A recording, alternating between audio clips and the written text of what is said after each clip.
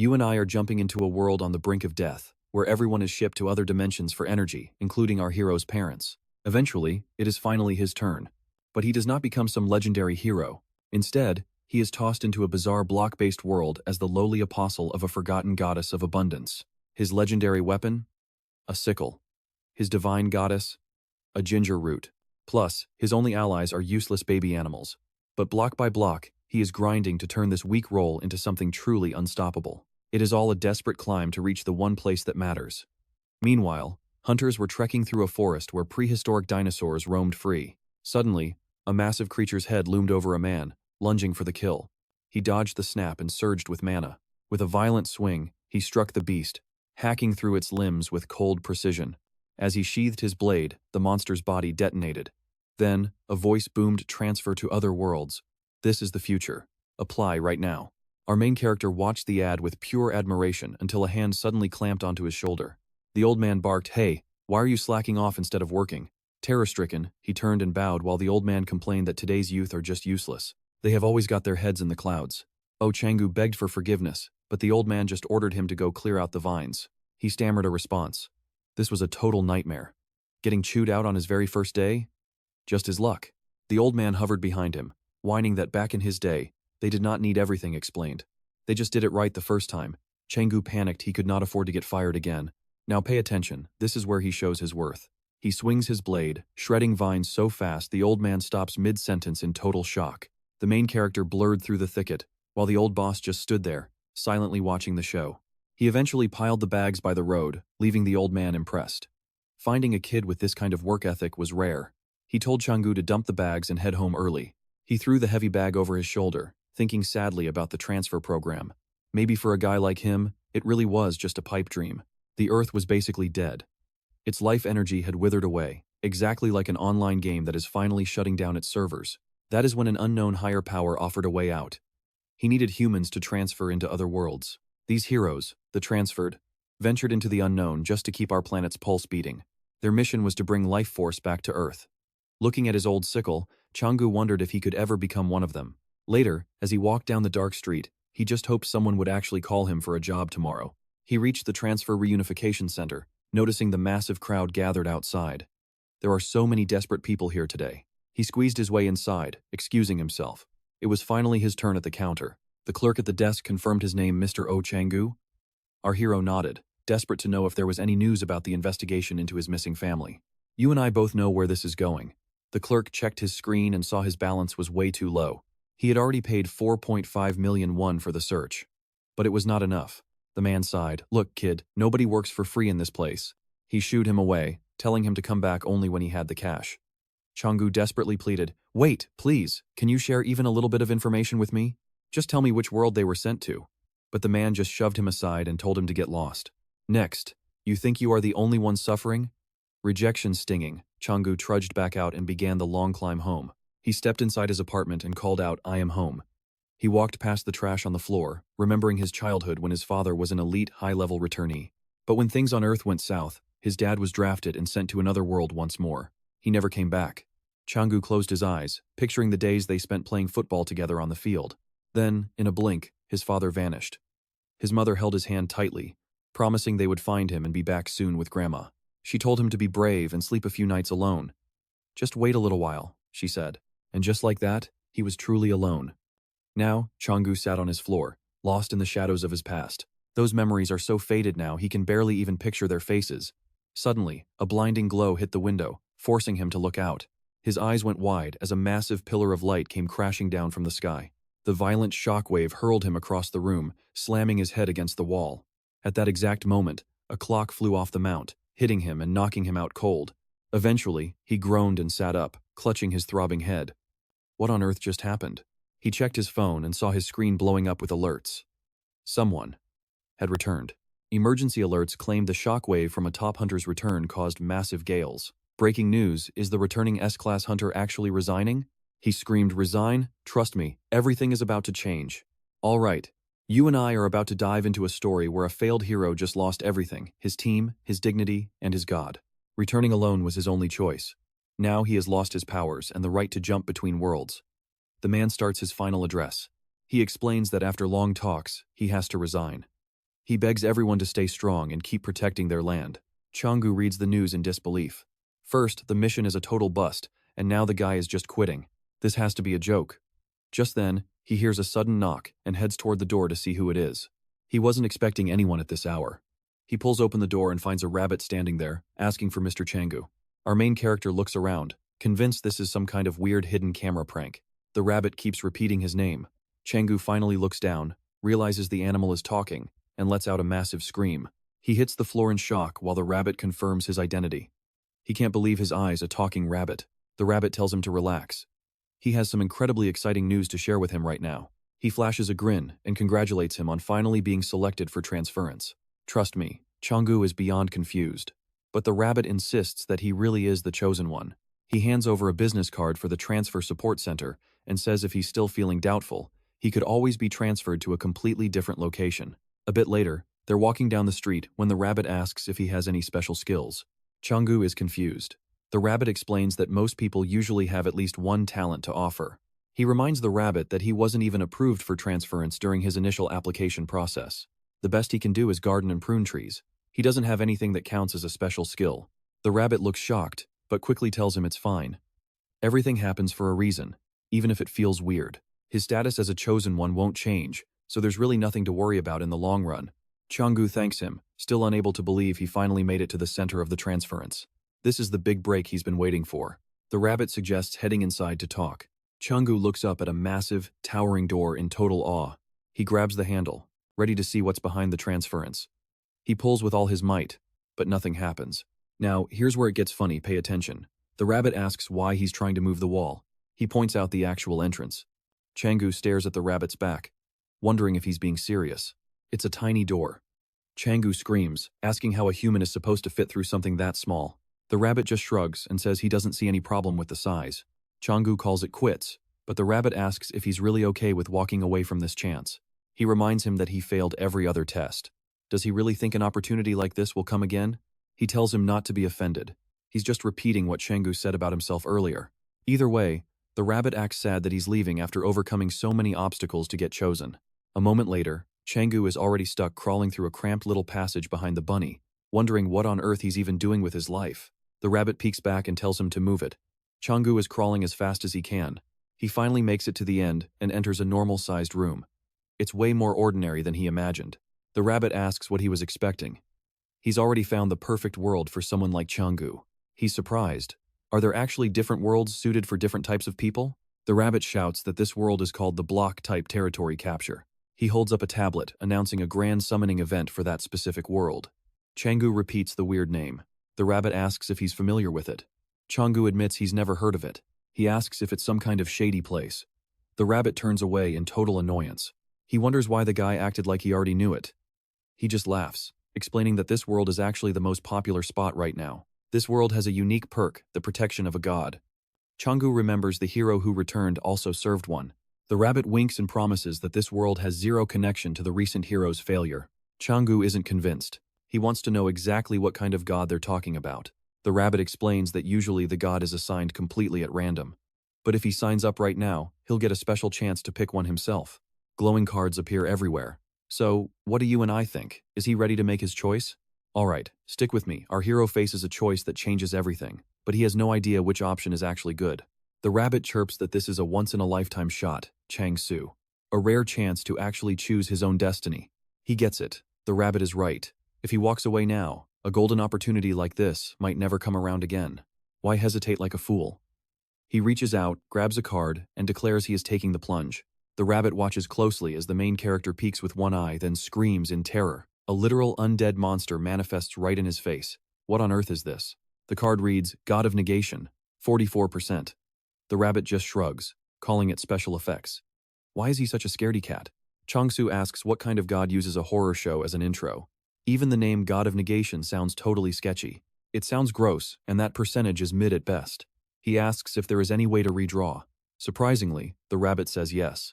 Now, watch this. Our hero thanks him, hesitates, then changes his mind 3 times before finally grabbing a new card and screaming again. This has to be it. He pulls a card and shrieks, it is the God of Negation again. This has to be a total scam. How does he keep pulling the exact same one? The rabbit keeps a straight face, insisting there is nothing wrong with the deck. Our main character stammers that he is not blaming the cards, but he is internally panicking. Why did this bunny suddenly get so serious? The rabbit warns him that this is his final shot.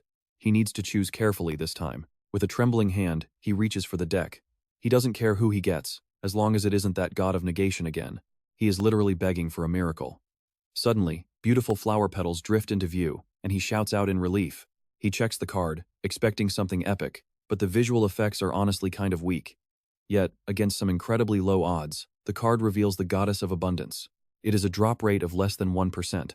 Changu is stoked to serve the goddess of abundance. The rabbit gives him a dirty look, asking what he was imagining. He looks totally annoyed by our hero's reaction.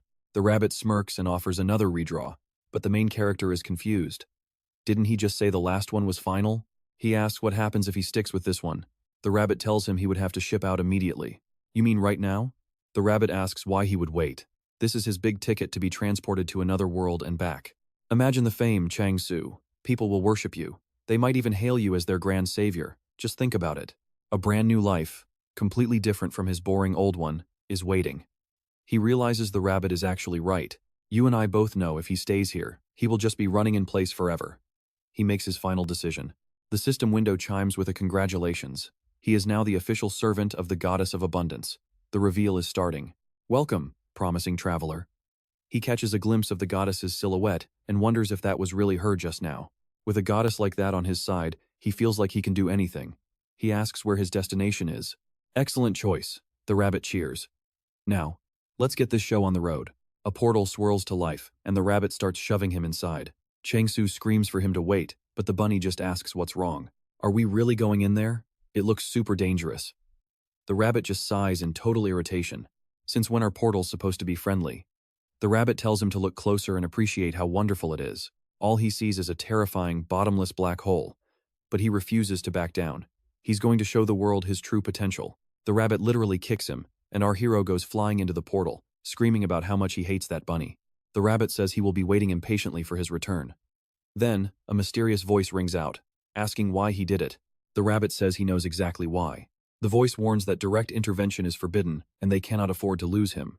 Has he really not given up on his god yet? The rabbit sadly says, of course not. As the system window begins loading, Changu stares at the screen, wondering what comes next. The system drops a hint that percentage actually represents the god's divine influence. Wait, what? So that number wasn't the chance of getting the card, but how much power the god actually has. He tumbles out of the portal and crashes onto the hard ground. He clutches his head, still reeling from the influence reveal. Why are they only telling him this now?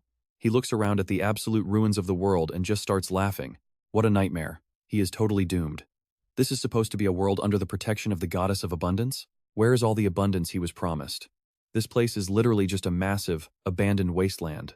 He spins around as a brand new system window appears out of nowhere. What kind of alert is this? It says, "Welcome to the world of block-type territory capture. Changu is now the official apostle of abundance. His mission is to capture and protect as many territories as he possibly can. So you and I have to wonder, is her influence really that weak? Alright, you and I are diving into a story where finding a goddess is the top priority." Changu sighs, deciding not to waste time during his search. Then a knock?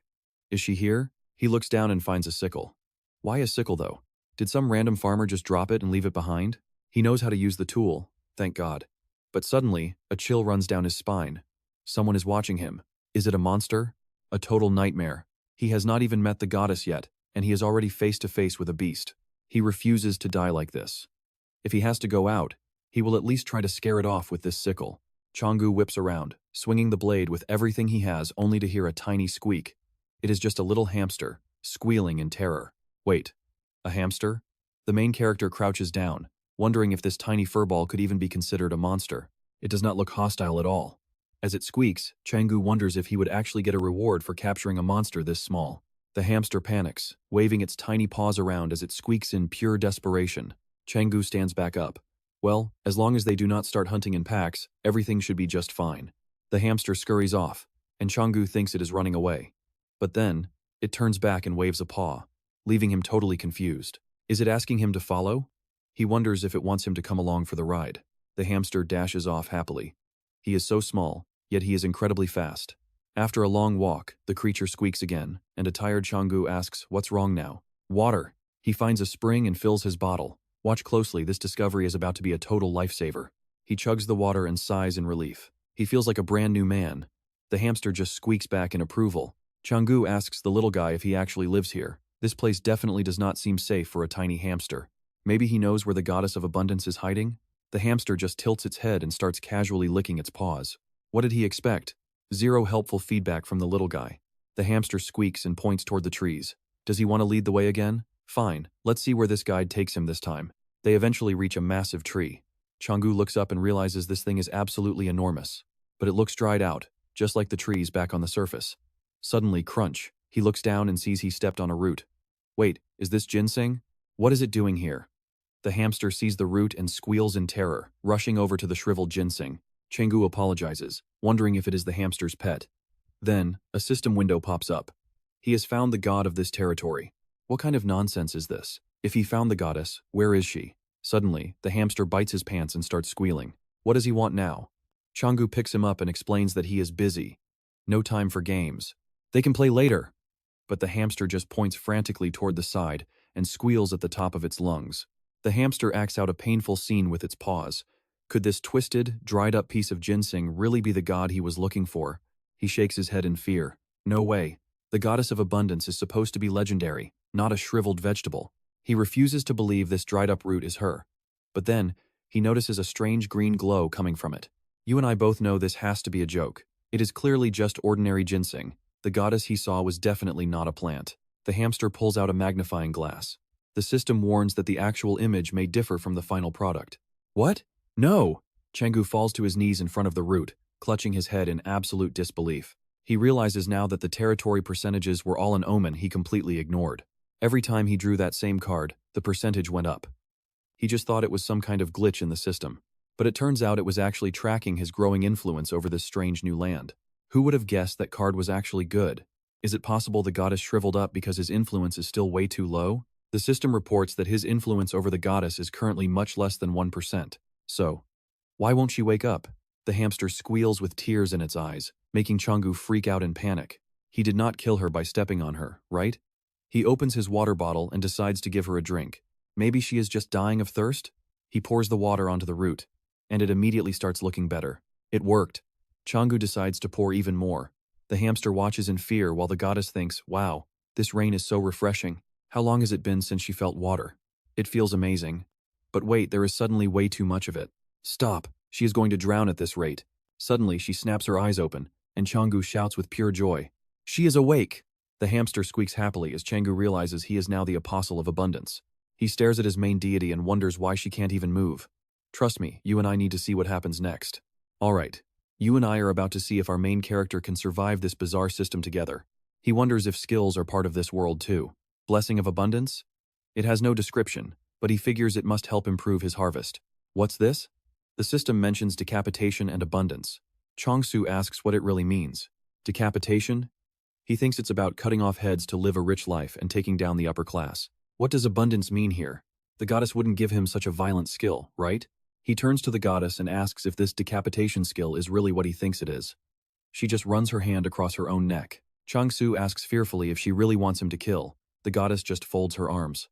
Changsu realizes that if she's the goddess of agriculture, maybe the skill applies to slaughtering livestock for the harvest too. Wait a second. He looks at the hamster and wonders if even this little guy counts. The hamster stares at him, and Changsu quickly begs for its forgiveness. He swings his sickle and shouts that this is his duty as an apostle. The hamster squeals in fear and starts dodging every blow. The goddess looks shocked and covers the hamster with her own body. The main character says he doesn't want to do this, but it's all for the goddess. Suddenly, they both look behind him and scream in pure terror. He turns around to see a dark creature approaching. Changsu wonders what is happening. The hamster protects the goddess. Changsu realizes this little nightmare wasn't the monster after all. Now, here's the part you and I need to watch. Can he actually take this monster down? Changsu grips the handle of his sickle tightly. He has no choice, he can see the exact spot where he needs to strike. The system announces that he can use decapitation. He rushes forward with his weapon. As they watch in fear, the monster evaporates. He turns to ask if the goddess is okay. He notices the hamster immediately tried to protect the goddess during the fight. Changsu falls to the ground and bows, screaming how sorry he is for being so stupid.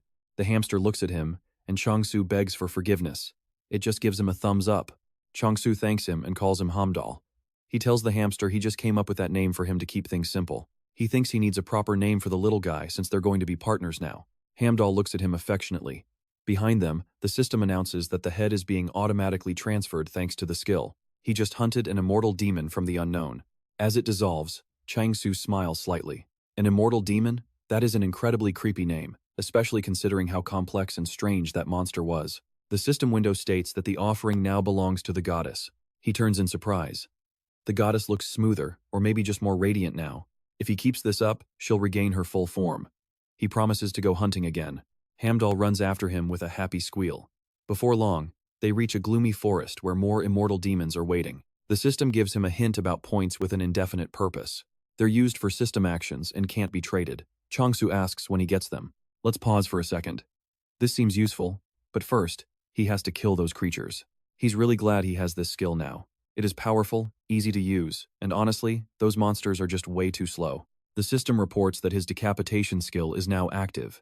Changu attacks the monsters as the system tracks his points. He wonders if they should start by hunting 100 of them. The system confirms he just killed 4 more immortal demons. After a while, they head deeper into the woods as Hamdall squeals and jumps onto his shoulder, waving his paws around. Changu smiles, thinking anyone watching would believe he actually caught them all. He looks at the system window. Why call them immortal if they die so easily? They die way too easily to be called immortal. Well, he figures he will find out the truth if he just keeps hunting them down. He sees the goddess and notices her form is becoming more and more abundant. Changu smiles. This effect is even better than he imagined. And trust me, you and I are about to see her finally return to her original form. Alright, you and I are about to see if Changu can handle a goddess. She waves him over, and he asks, should he bring her to that tree? He lifts her gently in his palm. When the goddess reaches for the tree, he wonders if he should do the same.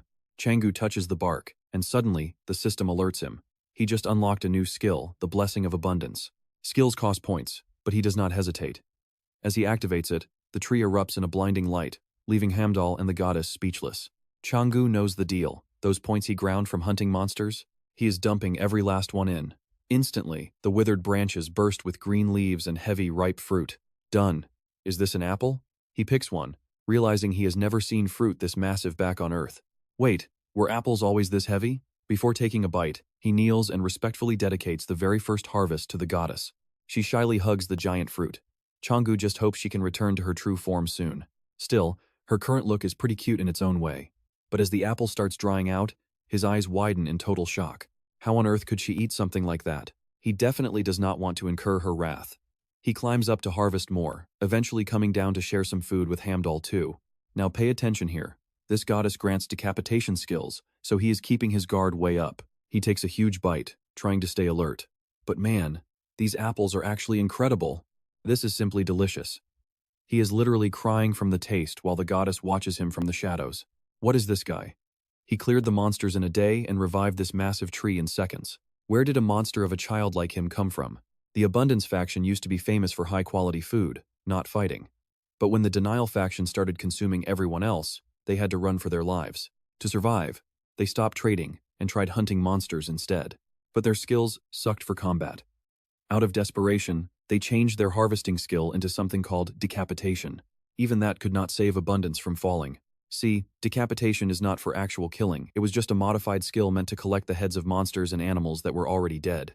Warriors and Abundance just do not mix, so this was the best she could offer him. But in the hands of someone truly strong, this skill is deadly. You and I saw that coming, right? He turns with his sickle, asking if he can take more fruit. How did he even end up here? Doesn't matter, he is hers now.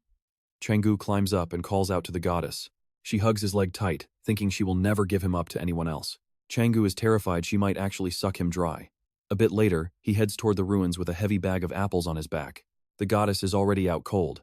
She must have been completely drained of energy. He sets her down gently. It has been a long day for him too, so he pats Hamdall on the cheek and hears a happy squeal. Suddenly, a loud boom echoes out. He jumps, wondering where that massive rumble is coming from. The goddess did not wake up, right? Oh, it is just his stomach growling for real food. Apples are not gonna cut it. He grabs his stomach as a new system window appears. It is an event notice. A delivery? What? It makes sense for an isekai story. But how would they even find him in this world to make a delivery? This is super confusing. He looks at Hamdall, who is looking totally exhausted, and decides they both need sleep. He tucks them in and covers them with leaves for the night. Later on, a girl storms down a long hallway at the Circulation Trading Company. She clenches her fists and kicks the office door open with absolute fury. The man at the desk is terrified. He asks what she is doing there and where the delivery is. Is he mocking her? He has no idea what she is talking about and tells her to just calm down. The apostle of circulation, Sujin, is screaming. She is already stressed and now this nonsense is piling up. The boss checks the window while Sujin keeps screaming about a 3-day business trip into a restricted zone. He gets it, right? They are not making a single cent because of this free trade event. Is she supposed to survive on apples? The customer is broke and trying to barter with fruit. And trust me, you and I just witnessed a dedicated employee in action, maybe just a bit too dedicated. Alright, stick with me. You and I are about to see how working too hard can literally get you killed. Give her a breather. Even if we call it a business trip, if she stays here, she will just keep grinding until she drops. Let her go clear her head. Sujin listened at first, but then she fired back with total irritation. He just could not find anyone else for this job. Ryu laughed, caught red-handed, then grabbed her shoulders and asked, "So what? What if she trips into some hidden dimension?" Sujin asked back. "A hidden dimension?" Ryu brushed it off as a bad joke, pushing her out the door. "Have a nice trip. Maybe things will actually go well." Sujin sighed, realizing she was really going. She opened her system window and started digging through the delivery documents. Why was this order list so massive? If she was heading to a restricted zone, she really should have planned this better. She hoped this trip would be worth it. Otherwise, he was going to have a very bad time. Cut to our main character, gathering apples while looking for his little partner. Some fluffy fur was poking out. Hamdall was hiding behind a fruit, squealing with joy, while Changu told him to pipe down, or else the monsters would hear him. Changu whispered a creepy question about his hiding spot, and Hamdall froze in fear. Right behind that apple? He snatched him up, making Hamdall squeal. Changu laughed, saying he caught the little rascal. He told him not to gnaw on the fruit. Patting Hamdall on the belly, he repeated that these were for sale, not snacks. The delivery arrives today. If the deal falls apart because of a hungry pet, he is in big trouble. They are coming all this way, so he needs to make a good impression. Based on the event info he received. Now pay attention, because this world is divided into territories called blocks. It looks like regular Earth. But these block boundaries are actually marked by massive, shimmering walls. You need a daily travel ticket to move between them. But out here, there is absolutely nothing around. The closest town is a week away. Changu realized he had to survive on nothing but these apples. It is crazy that delivery only takes 2 days. He lay on the ground, wondering how they do it while he waits for his sleeping bag. A real bed would be better, and obviously, a pillow fit for a goddess would be nice too. Changu knew he needed to win her over, or he would end up shriveled like a mummy out here. Suddenly, he felt a presence. Grabbing his sickle, he joked that they even threw in a monster delivery service. They have been hunting his soul since yesterday. Looking at the horde, he thought revivalists was a much better name for these immortal monsters. Anyway, time to take out the trash. Changu charged forward, striking fast. Suddenly, a massive monster hand loomed directly over him from behind. He dodged the blow, noticing they were getting faster. Do these monsters actually level up like skills do? You and I both know that is not enough to stop him. He swung his sickle and shredded them all. Right then, Sujin arrived on the scene, staring in total confusion at the chaos unfolding before her. This is madness. Is that an undead ghoul? These things used to be prime targets because they gave massive points for the kill. But there is a catch. No matter how many times you kill it, it just comes back even stronger. It turns out these monsters will stalk their killer, even if they flee to a completely different block. Even worse, the ghoul curses its target, which always leads to a slow and painful death. Now, everyone avoids these ghouls like the plague. As Changu swung his sickle, Sujin wondered who this lunatic was. Is he not terrified of the consequences? He is not even cleansing the curse. Is this guy secretly a swordmaster? But why is a master farmer? And where is his sword? She decided it was better not to ask. You never know what happens if you piss him off. A system window popped up, and Changu gave it a quick look. He grinned. His points were climbing. It jumped from 5% up to 10. Each apple is worth 1,000 points. He should easily snag 100 today. At first, he wondered why there was a temple in this block. Maybe this area just gives more points. He turned around and saw Sujin, who bowed and greeted him as her customer. She bowed, welcoming him politely. Her name is Sujin, and she is from the logistics company. Your order is here. Changu asked how she found him, and she laughed, saying he really stands out. Shaking his hand, she realized he crushed those ghouls like toddlers.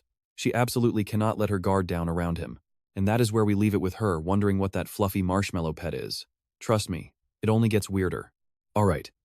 You and I are about to see how a simple apple farm turns into a massive gold mine. Sujin insists everything is fine, though she is clutching her heart, completely overwhelmed by the cute creature. Changu wonders if he messed something up, while Sujin is totally focused on her urge to pet Hamdul. Soon, they reach the apple baskets, and Sujin cannot stop staring at Hamdul with pure, unfiltered joy. She pauses, noting the amazing aroma, and the main character asks if she is surprised they taste good too. He heads to the tree and begins filling the baskets with fresh apples. Sujin is stunned by the tree's scale, so Changu offers her a sample, making her hesitate at first. She picks up one of the massive apples, her eyes widening in shock at the incredible size. Not just the tree, but the fruit is enormous. Usually, giant fruit tastes bland, but this feels very different.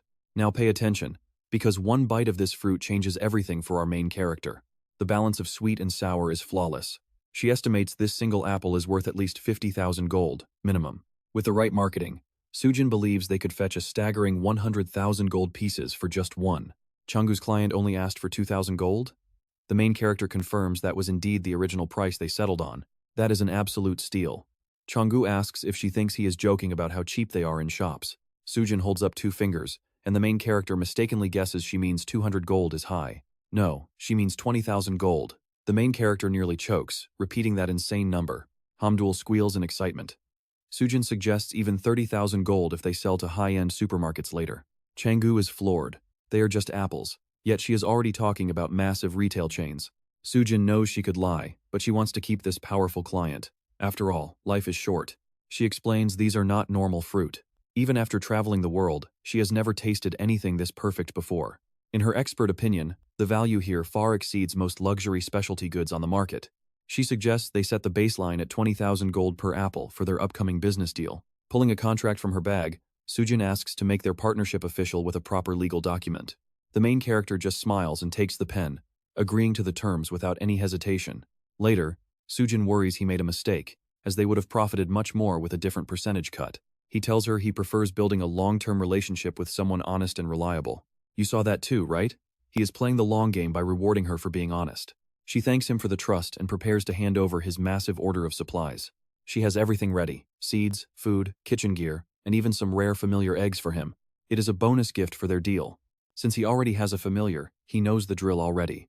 She looks at Hamdul, thinking he is adorable, and Changu realizes she thought the monster was his familiar. Sujin apologizes for the mix-up, noting the creature is far too friendly for a typical monster. Changu brushes it off and asks her to explain how to properly handle the new eggs. She warns that while more blessing points make the familiar stronger, he must be extremely careful.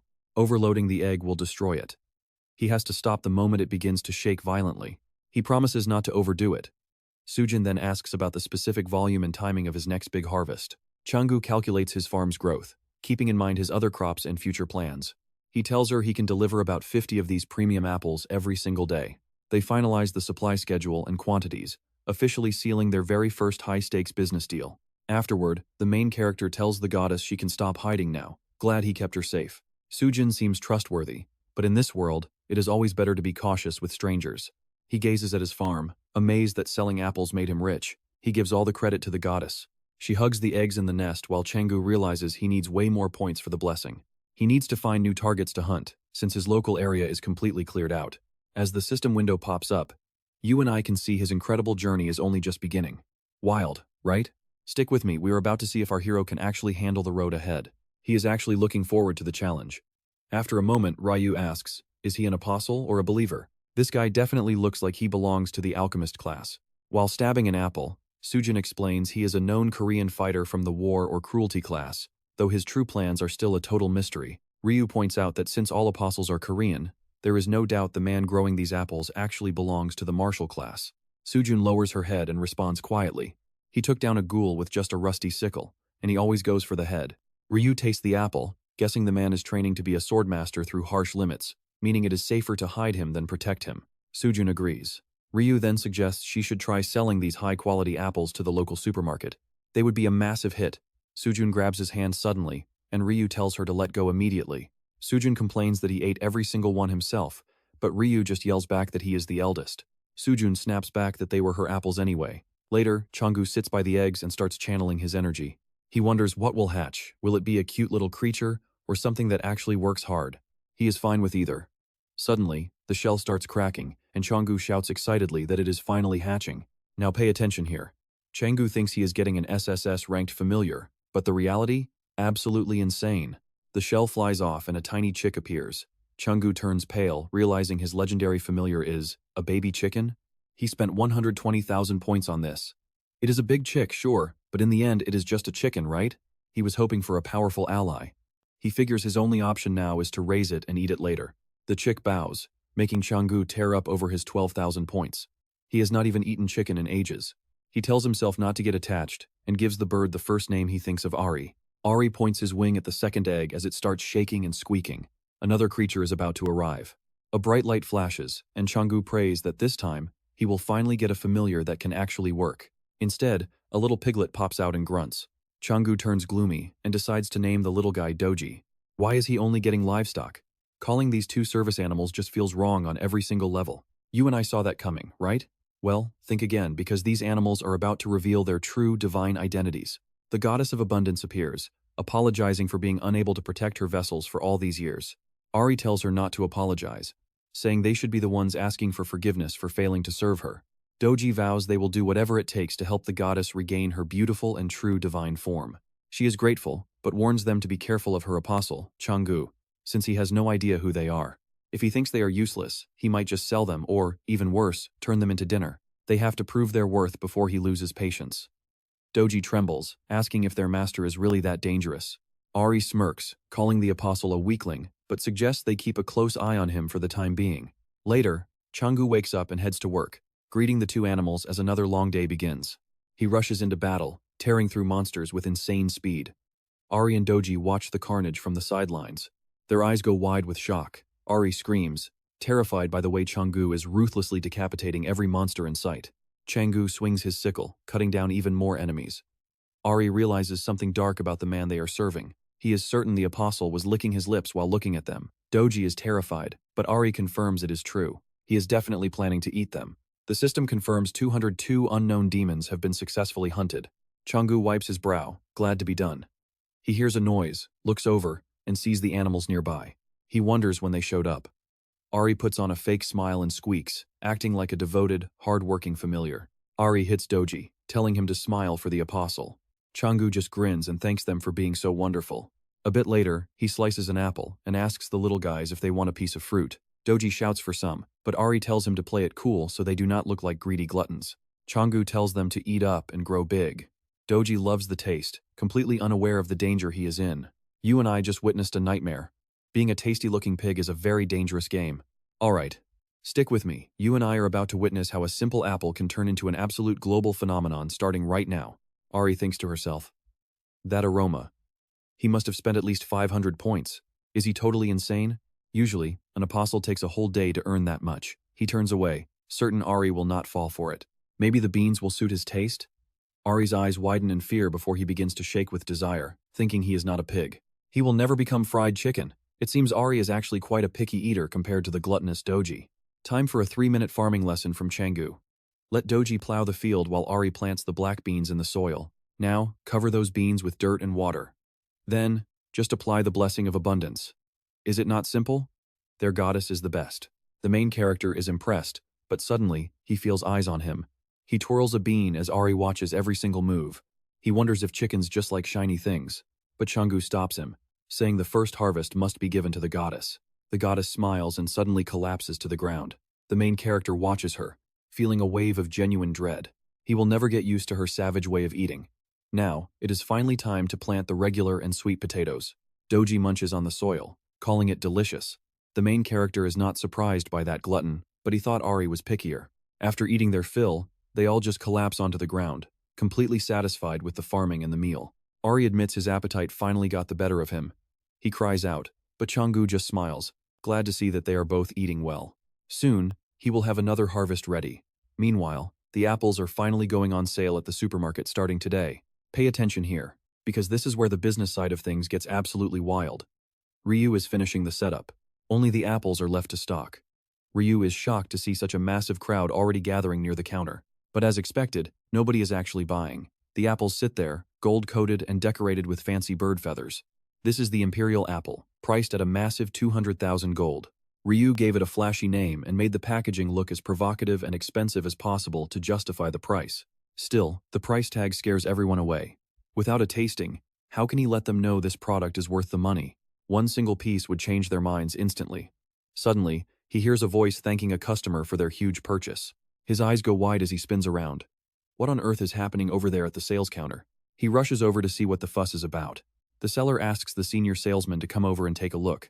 The imperial apples are totally sold out. Ryu cannot believe it, the shelves were just full a moment ago. A man tried one and then bought every single apple in stock. He even signed the sales receipt himself. Lon. The guy thinks the buyer might be famous, but since he is new to the business, he does not recognize the name. Trust me, you and I are about to see why this name is a total game changer. It is the one and only Swordmaster. The fact that a legend like him bought out the entire stock is going to be a massive sensation.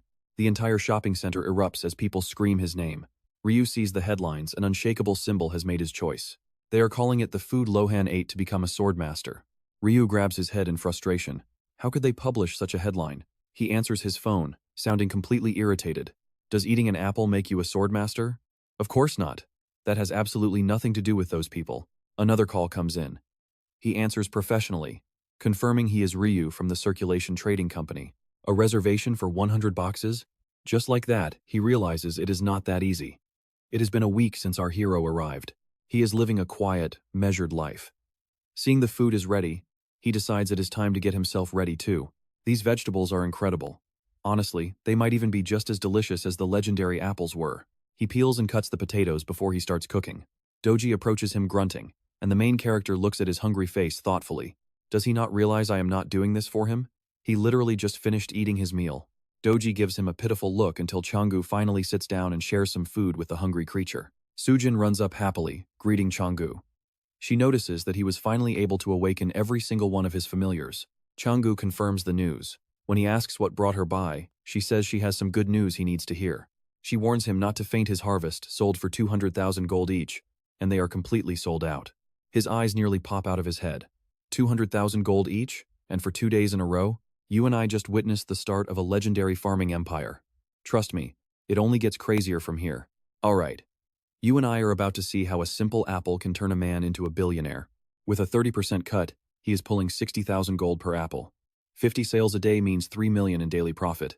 That is an annual income of 1 billion. Changu can already see himself draped in designer clothes, throwing cash around like it is nothing. He realized that with this much wealth, he might finally track down clues about what happened to his missing relatives. Clenching his fist, he asked if the supermarket commission was always this high. It felt a bit steep for a partnership.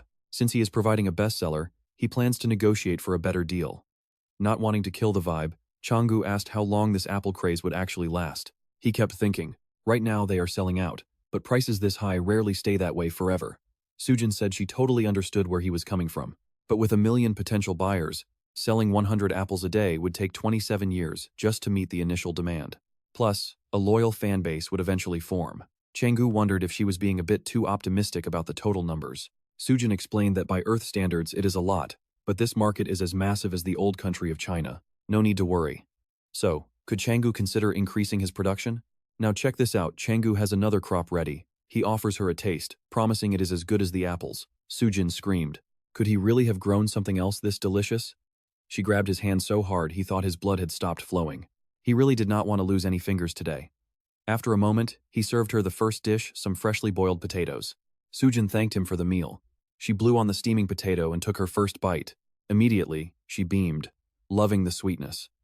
Just a pinch of salt made it the perfect sweet and salty combination she had ever tasted. The skin had a subtle nutty scent. It was fantastic, especially with such a light and airy texture in the middle. Changu was relieved she liked them. He brought out even more, including potato, pancakes, and crispy French fries for her to try. Sujin tried them all, tears welling up. This tasted like something straight out of a 5-star restaurant. These fries were so good, they could be a main course instead of just a side. Changu smiled, happy to see her enjoying it. Then came the final dish, a favorite of the little one, Doji. It was delicious fried sweet potatoes. Changu glanced over at Doji, who was already begging for a bite.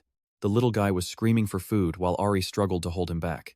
Changu sat down and suggested they all eat together. He asked Ari why he had gotten so thin lately. Hundal jumped onto the table and happily reached for the potato that Sujin was holding in her hand. She was struck by how cute and fluffy the creature was. Changu then asked if she would be interested in selling these too. Now here is the catch. Sujin loved the food, but she wondered if he could actually grow all this while scaling up apple production. Changu admitted that it would be tough without earning extra points. He thought it over. He could not just focus on farming forever. Sujin said she appreciated his hard work regardless. But could he focus on the apples? As he knew, the apostles were Korean, and their culture was taking the world by storm. They were genuinely shocked to discover such incredible food in this place. But ordinary items won't bring in massive sales, despite the demand. The need for these apples is only going to grow. She begged him to take her advice into serious consideration. Lowering her head, she felt guilty. After the massive supermarket fees and all his hard work harvesting, he had even treated her to lunch. Had she been too harsh on him? This felt like a huge mistake. Changu asked again, confirming if she wanted 100 pieces. Sujin was shocked. Changu promised he would provide her with 100 apples every single day. She asked if he was serious. Changu nodded, thinking he did not need to take the hard road. Even if it was just an attempt, she loved it. Changu smiled while Sujin thanked him. The next day, he headed into the dry forest with his little crew. Doji wondered if they should really be following him. It was not like they could actually help him with anything useful. Ari told him to shut up and stop talking nonsense. If they did not watch his back, then who would? They can't rely on that simple-minded hamster. Changu walked on, wondering why they insisted on following him every single time. What if they were actually combat familiars? They could not just be useless weight that only knows how to eat, right? Just then, he heard them screaming in terror, trying to outrun a monster. Changu grabbed his head, absolutely frustrated by the sight. He really had expected something better. At least these immortal demons were slow enough to deal with. Suddenly, the beast lunges for Doji. "Run, you idiot. Trust me, you and I are going to want to see how he survives this nightmare. All right.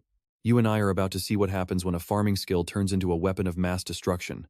Ari tucked himself behind his wings, sobbing with terror before finally looking up at the chaos surrounding them. He realized Chung Su had already handled the monster. The main character wondered why his reach had suddenly grown. His skill just leveled up. Spinning around, he faced a fresh wave of monsters. He calculated the perfect sickle angle, the trajectory, and the speed of his strike. With a massive swing, he tore into the pack. A system window flashed. Mass decapitation had been activated. His attack range was huge now. Chung Su muttered to himself, "Mass decapitation? What kind of terrifying name is that?" He shrugged it off, thinking that with this range, he could definitely attract a lot more regular customers to his blade. He started carving through the monsters at high speed, while the other animals watched him in absolute horror. Doji screamed for the goddess of abundance. Ari wailed that something terrible happened, and the goddess turned, asking what was wrong. She looked at their panicked faces, wondering why on earth they were running so frantically toward her. Ari explained that the apostle was taking off 5 heads at once. He's getting stronger, but shouldn't he focus on communication instead? The goddess told him to settle down first. She was certain she never gave him a combat skill like that. Ari was so scared he could even eat. Doji chimed in, telling her the skill was called mass decapitation. Now pay attention, the goddess is about to realize that the man she chose as her apostle is actually becoming something terrifying. She wondered if he was even human or a messenger from hell. Finally, she told them she understood what happened. Doji cheered, thinking she gave him the power, but Ari smacked him and told the idiot to shut his mouth. Looking on with visible fear, the goddess explained that her apostle's basic skill had simply evolved. She reminded them that decapitation was originally meant to be a simple harvesting skill for the fields. When it evolves, it becomes a mass version. Ari realized with terror that his simple harvesting tool was now a weapon. But wait, usually only apostles with at least a year of experience can pull off an evolution like that. The goddess confirmed it. He was growing at a frightening pace. And yet, she still had to be thanked. His growth is monstrous, but because of him, they can actually sit here and talk in peace. She promised to give him the communication skill once he returned. Ari bowed, asking for forgiveness for his behavior. Suddenly, the main character ran up to them. "Goddess," he shouted. "I finally returned." She waved back, her mind racing. She had no idea where to start, but she needed to talk to him immediately. Before anything else, she decided it was time to officially introduce him to the rest of her subordinates. As the animals joyfully rushed toward Chung Su, a system window announced the goddess was granting him a brand new skill. She felt that limiting him would break the natural laws of the world, so she gave him a choice to decide. 2 skills appeared in front of him, the vow of abundance and communication. He could only pick one. She was certain that as her apostle, he would choose communication. Still, she felt she had to warn him. She wanted to tell him to stay away from danger, and simply say thank you for choosing her. The system flashed. Choice confirmed. In accordance with his decision, he received the vow of abundance. I know what you're thinking. Communication is the obvious choice, right? Well, think again, because things are about to get weird. He looked at the vow of abundance, having no clue what it did. Then he looked at communication, the power to talk to nature. He imagined Ari screaming at him, crying about how he trusted him like family only to be betrayed. He pictured the bird seeking revenge, and the apple tree complaining about having to grow 100 fruits a day. His shoulders slumped. No way. The main character realized that hearing all those complaints would be a nightmare. They say the less you know, the better you sleep. He decided communication was a trap he'd never touch. He clicked the vow instead. Suddenly, everyone looked devastated. He stood there wondering why they were all so sad. He decided to just focus on his skills. Now he had two: decapitation and the vow of abundance. As he expected, there was no description for the new skill, just a vague vow made to the goddess. He pulled out an apple to apologize for the confusion, handing it over to the goddess as a peace offering. She turned her back on him, and just as he felt puzzled, the system reported that skill points were being returned. Was she really that offended? He gave it to her instead of eating it. Did that actually count as a vow? And that is where we leave it, trust me. You're going to want to see how this vow changes the game. Alright. You and I are about to see how a simple apple turns a whole world upside down. Now he is stroking Doji's tummy, making everyone run in fear. What is happening? The main character says he will make him talk. He fed Doji, who started grunting happily. Changu asked what was going on since the points had not come back yet. Is this a glitch, or is he just a bottomless pit? He gave him over 10,000, but his appetite is outgrowing the rewards. He is hurting over the lost points, but there is no turning back now. Suddenly, a scream pierces the air. Mr. Changu Sujun rushed over as the main character asked if she was back already or if something happened. Sujun shouted that there was no time. They needed to capture and protect this block immediately. Changu was totally confused. Is an attack coming? Sujun screamed that it was very likely. Those imperial apples are so popular that sales are limited. Yet there are already 5,000 orders waiting. The main character's eyes went wide. 5,000? Sujin said people do not care about the wait as long as they get them. Now pay attention, this is where things get dangerous for our main character as marauders move in for the loot. Since this area is outside the protection zone, criminals cannot be stopped. They desperately need some kind of backup. The main character looked around. Backup? All he really had was the goddess's protection. Losing meant the end for the goddess and their abundance. Sujin suggested they should at least secure the block and build a gate. The main character realized they could create a camouflaged base to get closer. Sujin thought that was a great idea. Once they capture the block and build the gate, those pesky access restrictions will finally disappear for good. But why so many orders? Sujin asked if he lived under a rock. The whole block is obsessed with these apples. What is so special about them? Sujin claimed eating these apples makes your skill mastery level up way faster. Sickness vanishes, your skin clears up, and you basically become a superhuman. Fatigue goes away, teeth get whiter, and even your memory improves. That is what everyone is saying. Are they joking? They might as well call it a panacea right now. Sujin asked sadly if it was not true. She had high hopes, so this was a letdown. Changu frowned, wondering how any of that could be real. He decided they would take the block first and worry later. Sujin wondered if the rumors might actually have some truth. No way, they are just apples. A bit later, a man was walking through a hospital corridor. You saw those crazy rumors, right? Well, let's see how a retired alchemist reacts to one of these. Hong Yun-soo, a legendary retired alchemist, was resting in his ward. He asked if the guest had arrived. Lohan set a box down, offering a treat. Yun-soo knew he was leaving today and asked if these were the apples. Lohan was confused, but Yun-soo had heard the secrets and bought a massive stash. The rumors were spreading fast. Lohan just dismissed all of that talk as complete nonsense. Yun-soo started peeling it, skeptical at first. But one bite later, his eyes widened. What was happening? The taste and nutrition were perfect. He wondered if every apple from this batch was this high quality. Lohan asked about a culinary god, but Yun-soo could not even tell the difference. How are these things even grown? Even with top-tier fertilizer, achieving this level of flavor and aroma is practically impossible. He yelled at Lohan for eating his treat. Lohan told him to stop hesitating and just eat faster. Does he think he is broke? He pulled out his phone, determined to buy a whole bunch for himself. He is a VIP client, but the voice on the other end apologized because the line was already massive. He pointed at Lohan, asking if he could buy his. He would pay double or even triple. Lohan just smiled, saying he had plenty of money and time. Yun-soo was absolutely furious. He threw a pillow, calling him an idiot friend. Lohan just stood his ground. He was not going to share. A photographer caught the whole thing, and soon, breaking news hit the headlines. The great alchemist Hong Yun-soo was discharged right after eating an imperial apple. Was it a miracle cure? Is the apple really a panacea? Ryu slammed his hands down and started screaming. There is so much talk about these rumors already. Are they kidding? This is making everything worse. He insisted it was not a miracle cure. Later, the main character told the goddess they needed more territory. He's leaving tonight. Stick around. because you and I both know this is just the beginning of the chaos. Alright, stick with me. Our main character just unlocked a skill, but it is definitely not for fighting. The goddess is terrified, clinging to his leg and begging him not to go. It is too dangerous. He looks down at her, wondering if the big moment has finally arrived. He tells her it is time for protein. It smells incredible. But honestly, he is nervous about eating real meat in front of everyone like this. Beef should work, right? That is what the goddess needs. He just hopes they can understand.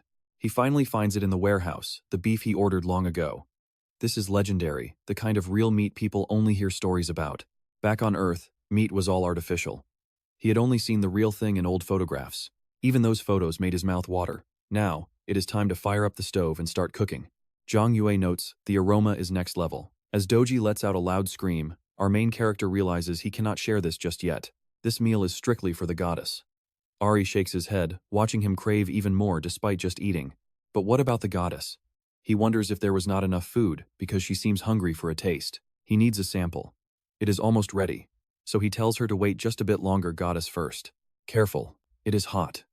The goddess pounces on the meat, realizing that with food like this, he never needs to leave. Wait, did the meat go bad? He wonders if she is angry, even though he just bought the stuff. He takes a bite with his chopsticks to test it. It is delicious, absolutely perfect. So, what is the problem?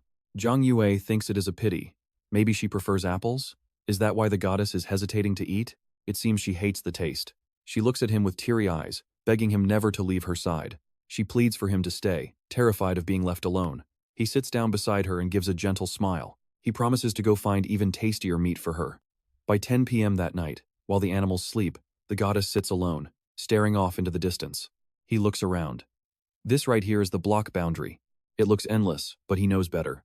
The system asks if he wants to move to block 35N10, and he agrees. A hint pops up as the system loads. Travel tickets are fully restored every day at midnight sharp. Zhang Yue finds the hints helpful while traveling, but suddenly, the lantern in his hand flickers out in the most terrifying way possible. Now pay attention. He looks around, wondering if this is actually a jungle. Everything here is different. A dark swarm of insects suddenly appears, rushing toward him as he begins to run for his life. What are these things? He swings his sickle, but screams when he realizes the blade is way too short. He cannot reach them. This is a nightmare and he needs to retreat, but monsters are already pouring out of the portal. Undead ghouls? Zhang Yue is shocked. What on earth are these things doing in a place like this? Are they here to protect him? The monsters growl, but it turns out they are the ones he has to defeat. Actually, they are going to fight by his side. They charge forward as our main character screams in absolute terror. He notices the bugs vanishing whenever the ghouls strike. That is it. There is the opening he needs. Zhang Yue dodges as they fall back. The ghouls reach out for him, and he closes his eyes in fear. He dives through the portal, barely escaping. The system announces a bonus for taking down a leveled-up monster. Bonus points? Zhang Yue realizes he even gets credit for the kills made by his ghoul summons. I know what you are thinking. This is a total gold mine. It changes the game entirely. It is impossible not to love a system like this. Meanwhile, Sujin tells Ryu that she is starting to go crazy because of all the complaints. The rumors regarding those imperial apples are starting to spiral way out of control. Ryu explains that he stayed quiet before for the sake of marketing, but he agrees they can no longer allow these rumors to involve them. Any mention of imperial apples is now forbidden. He orders her to ignore all calls and interviews, staying completely silent no matter what. Is that even possible?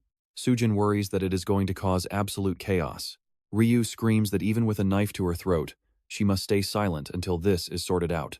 Sujin asks what they should do if someone actually puts a knife to her throat. Ryu snaps back, asking if she is seriously joking at a time like this. What kind of nonsense is she saying? He wonders if there is actually someone standing right behind him. There is nobody there, right?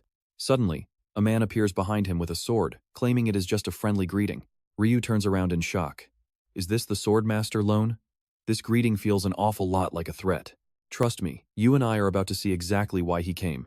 Alright, you and I are about to see if this legendary Swordmaster can actually find the secret supplier of those imperial apples. Ryu stood up and gave a quick yes. He shoved Sujin forward, ordering her to handle the explanation herself. She whispered in total annoyance. Was he seriously hiding behind her? Is this guy for real? He asked. How could he have known he would actually show up armed? Sujin frowned and admitted that was the case.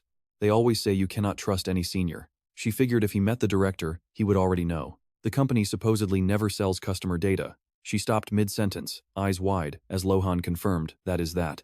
He wanted to solve everything the easy way, but now he has to do things differently. He gripped his sword hilt, absolutely terrifying everyone there. Sujin and Ryu huddled together in fear. They were convinced they would die and prayed he would spare them. Lohan dropped the sword on the floor. "You will find it by instinct," he said. They just asked, "What? By instinct? What does that even mean?" Lohan turned to leave. Ryu said swordmasters have different instincts than normal people. They say Lohan finds what he needs like this all the time. Sujin wondered if that was actually possible. 2 days later, Changu stood by the door. The guest still had not arrived, and he was in such a hurry. He started getting worried. He remembered how Sujin fearfully warned him that the swordmaster would visit this block very soon. Changu sat on a stump, wondering if swordmasters could move freely. Yeah, even their deliveries are much faster than others. 2 days, and it is ready. The system reported an intruder. Changu realized he was finally here, just as he remembered. Here he is. He stood in front of the door, looking puzzled since nobody had actually appeared yet. Is there a glitch? Everyone usually enters through the main door. This does not look like a system error at all. Maybe he should just look around to be safe. He stared ahead in shock. What on earth is this? Now pay attention, because he just sliced right through the world boundary. Lohan steps through the crack like it is nothing at all. Changu wondered if this was the swordmaster Lohan. The man asked if he was the one growing imperial apples. Changu asked what brought him here. Lohan said he was only here for apples. Changu wondered if it was really just like that. How many do you need? Lohan wanted 100, maybe 200.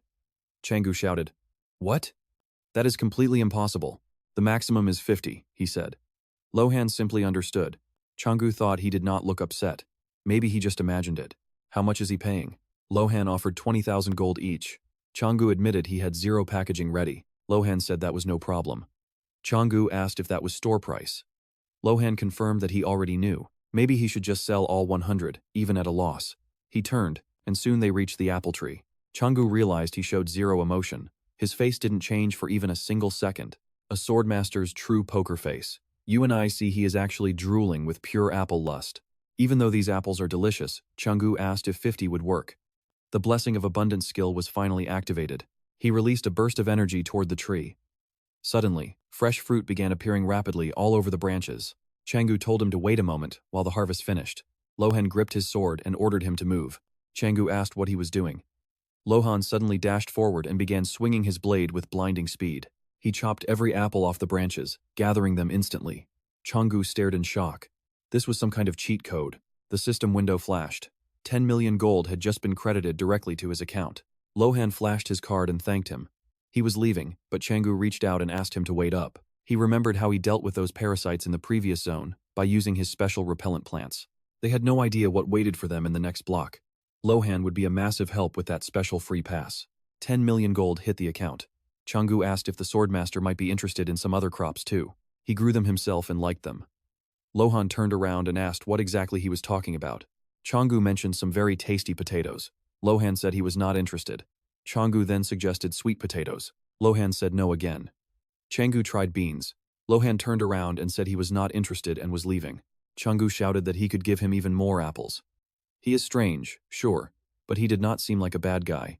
He explained that to keep the imperial apples coming, they would need to capture the neighboring block very soon. He offered apples for help. Lohan froze. You and I are about to see if a legendary deal actually gets made. Lohan simply whispered. Stable supplies. Alright. You and I are about to dive into one of the weirdest deals ever. He holds up 2 fingers, 20 apples, right? Lohan nods and vanishes through the crack. He's stunned. He never expected a yes that fast. Just how powerful is this guy if nothing can stand in his way? A little later, they're trekking through the jungle. Looking around, our main character can't get over how beautiful this place is. Why can't Earth look like this?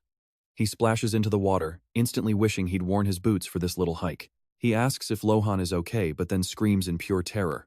A monster? Before he can react, Lohan yanks him back by his jacket. He drops Chang-Su and warns him that it's right there. He needs to stay on high alert. To him, the monster isn't the threat Lohan is. It's just a plant-like creature anyway. Chang-Su grabs his sickle, telling Lohan he's got this. Pay attention here, this is where the decapitation skill finally lights up in the system window. He tells them to trust him. He swings the sickle, and suddenly, the blessing of abundance skill is active. The sun finally breaks through the canopy. Sujan looks around, frustrated that she's completely soaked again. What a nightmare. It's the same routine every single time. Then, out of nowhere, our main character shouts her name. She waves with a smile, but then freezes. A customer? She spots Lohan standing there and wonders what kind of crazy duo this is. Sujan runs over and Changsu is actually happy to see her. He explains they're planning to take over the neighboring blocks. Didn't she remember? He thought they'd meet up and just get to work immediately.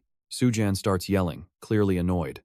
Then she leans in and whispers that something about this guy feels seriously off. Why is he even with him? Changsu remembers how it started while Lohan just ignores them both, focused on his work. He recalls Lohan making a massive, powerful swing. In that moment, the protagonist knew this was exactly what he needed. Did he wait too long? Lohan stares ahead, quietly asking about the apples. Changsu gives him a confused look. Lohan just wonders what the fruit here actually tastes like. He waves it off with a smile. There was no room for trees here, nothing but puddles everywhere. You saw that power, right? Lohan snaps, slamming his sword down so hard the ground shatters to form a path. Changsu clutches his chest, terrified. That was way too sudden for his poor heart to handle. He looks at the flower he grew using his abundance skill. In a shaky voice, he tells Lohan they'll be seeing each other often, so they should probably skip the formal talk. Changsu scratches his head, asking what happened. Sujan is purely irritated. What is all of this supposed to mean? She's totally lost. She walks up to the tree and asks if it's the same one. Holding her nose, she complains about the strange, unpleasant smell coming from it. Changsu asks if it's that bad. It looks like the apple's flavor and scent doubled because of this new, different environment. He's experimenting with energy points to change the flavor. He asks if she wants a bite, handing her a bright red apple that smells absolutely terrible. Suja feels totally nauseous. She tells him she would really rather not. She looks away and realizes it's the ostrich butt herb. Changsu shouts, asking if that's really what it's called. This ostrich butt monster only comes out at night. Everyone knows it's nearly impossible to catch one. She approaches the creature and carefully collects its liquid in a flask. To her surprise, it's in perfect condition. How is this possible? She checks it again and asks if Changsu caught this himself. He says yes, but asks what it is. Sujan wonders if Lohan helped. He confidently says no. Is something wrong? Suddenly, she grabs his hand, screaming that he's going to sell it. She's no expert, but she knows this stuff is expensive. She keeps shaking his hand until he finally agrees to sell it. He stares at his hand, worried. Did she break it? Sujan is overjoyed, realizing our main character is a total master of both fighting and farming. And he even has a legendary swordmaster as backup. Even at their first meeting, she knew he was different. She's just so glad they finally ran into each other. Sujan starts rambling to herself about apples, carnivorous plants, and all the other crops they could grow. He calls her name several times until she gets completely embarrassed and lets out a loud scream. What does he want? An order. He needs to grow repellent plants and finally build a house to live in. Trust me, you and I are about to see her go into overdrive. She dives into her bag while Changsu watches. All right. You and I are jumping into a world where a literal construction kit can build your dream home in seconds. Changsu smiled, satisfied with the results. After making her wait a bit, he rolled up his sleeves and finished their temporary base. It was a beautiful wooden build, crafted with perfect precision. To keep the pests away, they surrounded the place with chrysanthemums, peppermint, and creeping mint. Suga walked through the garden, realizing that while it was just a kit, growing a full landscape in seconds was still mind-blowing. What was he even thinking? She stood there, just staring at his back in complete confusion. Changsu turned around, feeling stunned himself. The temple was a total wreck, but today felt like a massive turning point.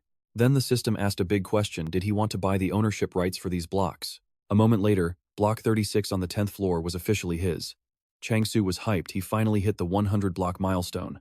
He could only buy 10 a day, so it took 10 days of grinding, but he finally owned this land with his own cash. He sank to the floor, exhausted, and started petting his animals. You see, one block usually covers 100 plots of land. Here is the key: grab every plot, and your faction gets total ownership of the entire block. In the real world, he can barely find a single room to live in. So this feeling? It is absolutely incredible. This purchase unlocked new features, but the big one was the ability to give blocks special properties. The system gave him some advice. These traits depend on which deity the apostle serves, or the natural properties of the land itself. Looking at the options, Changsu figured this particular stat was a perfect match for the goddess. The system gave him a choice for the block's new attribute.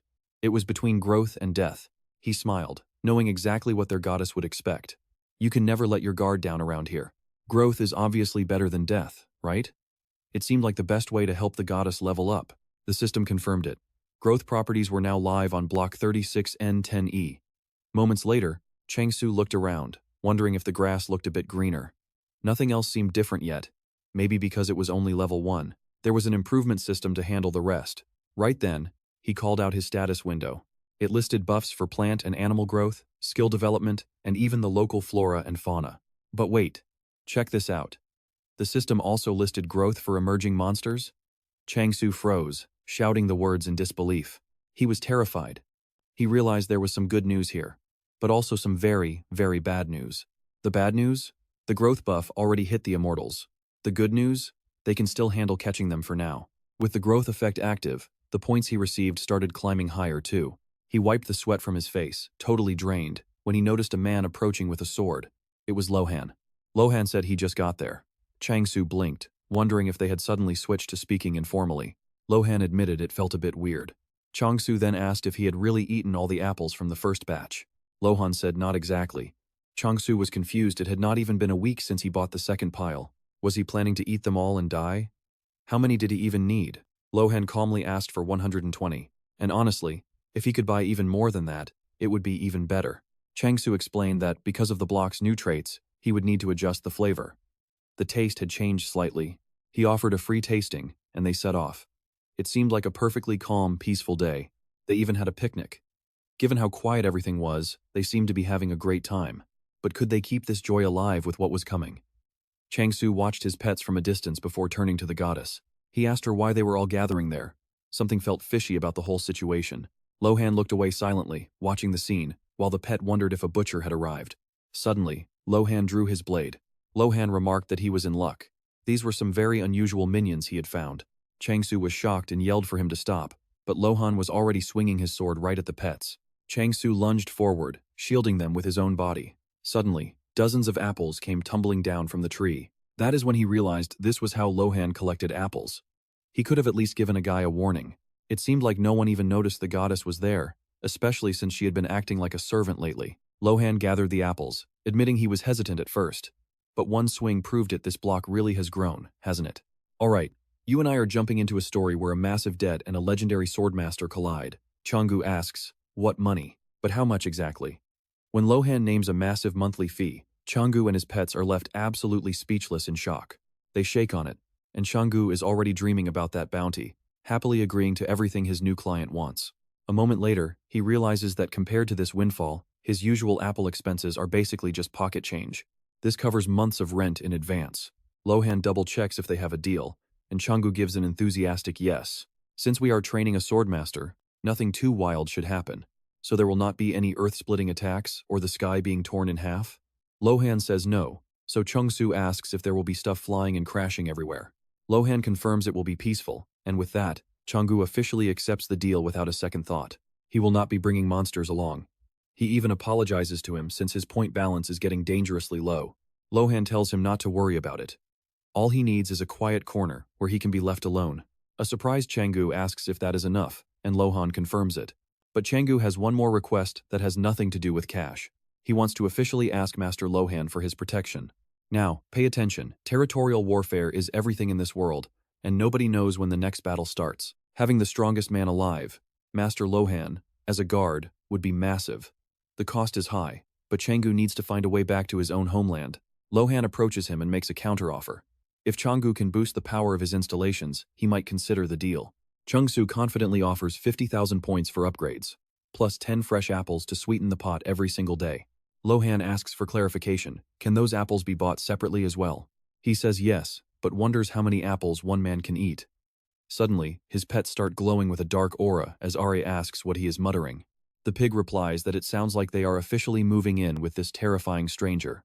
Changu is just relieved a swordmaster is guarding them. Surely, the goddess is going to be happy about this setup. He turns to his pets and asks why they are acting so shy. He reaches out to greet them, wanting to introduce everyone properly. He tells them to greet the guest first, but the pets are completely frozen and have no idea how to react. They are terrified of Lohan, who is staring them down with an incredibly eerie and intense gaze. Suddenly, they burst into tears and bolt from the clearing in pure terror. Changu just looks at Lohan, awkwardly suggesting they might be shy. Lohan feels awkward and chooses not to respond at all. Right then, Changu announces their first mission. The system reports a massive incoming flock of dangerous carnivorous plants. Our protagonist steps onto the soil with Lohan by his side. He turns and realizes the man is already reaching for another apple. This entire block is about to become a land of abundance, and if he can secure the remaining rights to it, it would be perfect. He buys the block immediately, but then Lohan suddenly draws his sword and tenses up for a fight. Changu spins around and asks what is wrong. Lohan senses something nearby, making Changu frantically ask where it is hiding.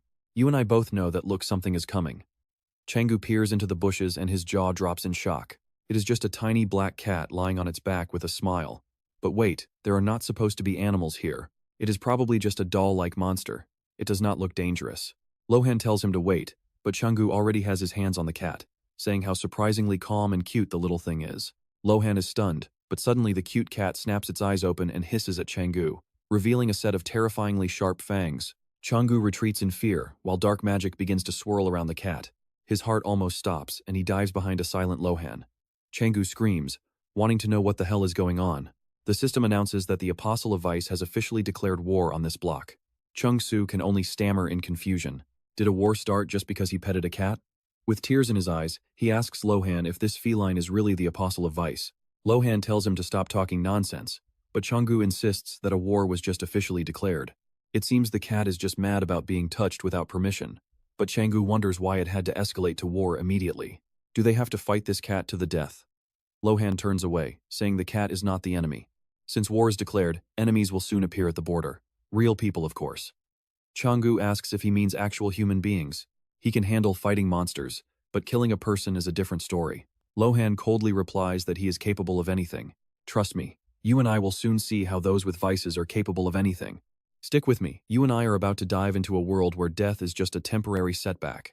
Confused, our hero asks if they simply respawn at save points, and Lohan confirms it while a heavy silence hangs between them. Changu wonders if resurrection is even real, but the whole idea feels completely unfair to him. Some people only get one shot at life, while others can go under the sword 100 times. Changu grits his teeth, realizing that if they can just respawn, they can say whatever they want. Fine, let's see who really wins. Fueled by revenge, he asks Lohan for backup in the coming fight. Lohan simply says he will help if it is actually needed. They charge toward the battlefield as monsters begin pouring out of a glowing magical portal deep within the dark forest. A horde of skeletons in tattered rags approaches, followed by a massive crowd of hostile people. The enemy leader raises a loudspeaker and shouts for the Imperial Apple Grower to step forward and show himself right now. Sometime later at the alchemy branch, Suja sits down and repeats what the man told her himself. She recalls her talk with Lohan, admitting she still doesn't understand the true depth of his insane power. As they watch Changu together, Lohan describes him as exceptional, and exceptional is an amazing word. Changu admits the swordmaster is somehow a genius at both high-level fencing and simple farming. He looks 30 at most, but his skills are legendary. Maybe he was summoned years ago and recently rejuvenated. That is the only way his mastery makes sense. Now, watch closely. Because this mysterious fifth artifact is about to change everything we know. This relic was forged by a god, allowing its owner to tap into the raw power of a fallen deity. But even with an artifact, isn't it impossible to use if you aren't the chosen one? With a mind full of questions, she leans back and wonders what kind of fate awaits them. She didn't think he would just reappear, but before she can finish that thought, a blinding flash of light erupts beside her. Suddenly, Unku materializes through the thick settling dust, clutching his head in a panic while Suja stares at him in total shock. He locks eyes with her and approaches, holding out a strange flask filled with glowing liquid. She recoils, thinking it is the ostrich juice she brought, but then he starts screaming at her. Sujina breaks down in tears, her voice trembling as she struggles to find the right words to say. As the monsters begin making their way through the forest, Changu and Lohan watch everything from the sidelines, hidden safely behind the bushes. Changu asks in total surprise if this is really supposed to be reconnaissance. Lohan keeps munching on his apples. Changu wonders if their growing civilization is worth it if they all just die. A sudden shout breaks the silence. The owner of the Imperial Apples needs to show himself right now. The boys are stunned as the enemy's scouting party suddenly slips and falls into a pit of slippery slime. The leader asks why this specific unit got flooded. The leader grabs his loudspeaker, telling them to stop playing around and come out. Changu can't believe how incredibly careless they are. You and I both know they are only attacking like this because they think they will just resurrect. Lohan finishes his apple and agrees that it is possible. Their intel is trash, but Changu honestly couldn't care less. He has Lohan on his side, so everything will be fine. He puts all of his faith into the master swordsman. With a confident smile, he finally leaves the forest to begin his own scouting mission. A boy notices his arrival and asks who this lone guy is. He only has a sickle in his hand? He demands the boss hand over the apples. Changu grips his sickle tight, giving his opponents a look that promises nothing but pure absolute terror. The boy laughs. asking what one man with a rusty sickle can even do against an entire crowd like them. He knows Changu cannot summon any more undead. They think he has got nothing left to fight with. The boy screams that they are evil spirits who will torture him to his very death. Changu just chuckles. He expected a real threat, but these guys are just a bunch of brainless bandits. The boys are stunned. Changu knows the real evil spirits are far away, while the swordmaster is right here. Losing his temper, the boy screams that this is Changu's last chance to hand the imperial apple over personally. Changu tells him to go to a store if he is hungry. Why cause a scene in someone else's territory? Fuming with rage, the boy asks if he is really that sure he can survive them. And trust me, you and I are going to love his response. If he wants answers, he should ask his mother. Alright, you and I are about to see our main character realize exactly what he just said and apologize for his mistakes. The guys stood there, floored by his words, not even knowing how to react. In their opinion, this level of disrespect was too much. They had barely stepped into his territory, and here he was, acting like a total jerk. Changsu realized how he sounded and looked at his confused opponents. He started shouting, "Stop! These are totally different worlds." He meant she literally isn't in this world, not that she was dead. The enemy leader turned red with rage and ordered his men to finish him. Meanwhile, Changu kept shouting that it was a misunderstanding. After a moment, Yunku turned to Sujuga and asked her to tell him one thing. Was that liquid vial collected by Lohan? She answered, trembling. No, it wasn't him. He pressed further. So, it was another master? Sujuga begged him to stop crowding her. Yunku stepped back, realizing he was prying into confidential client info, and offered her a quick apology. He was likely asking questions for nothing, considering the staff wasn't getting any extra pay for their time. Since she wasn't getting a bonus, she asked for clarification. He just replied that it probably wouldn't happen. Thank goodness it was impossible to continue deliveries at that price for the master's labor. He knew he absolutely could not let this opportunity slip. As she knew, the sap of the ostrich plant spoils quickly and is nearly impossible to keep at its maximum purity. Even collecting it is difficult, and the sap she brought was at a much higher purity level than usual. He didn't know what her secrets were, but could she actually manage to make regular deliveries for them? He handed her the tablet to sign. Looking at it, Sujuga said she needed to clarify things first, but they likely agreed. Yunku told her to sign the contract first and reminded her that payments were always welcome, giving her a quick wink. Meanwhile, our main character was in a tight spot, surrounded by monsters with sharp spears ready to tear him apart. He scratched his head and looked around while his enemy screamed, "Exterminate everyone who dares to laugh and cause us pain." Changu said, "No, that's not what he thinks at all." It looked like talking was over and force was the only option left. His opponent was furious that they weren't even trying. Why were they so confident? The main character noticed these skeletons all looked like they came off the same assembly line. Now pay attention, because this is where the system turns our main character into a total monster. He destroyed several monsters at once with one blow.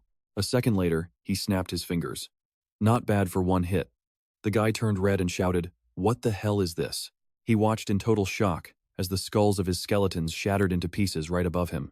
As his entire army fell to the ground, the guy started trembling, asking in a shaky voice what was even happening. Changu replied they were weaker than they seem, maybe because they're just bones. So, is he giving up? Changsu smiled and stomped.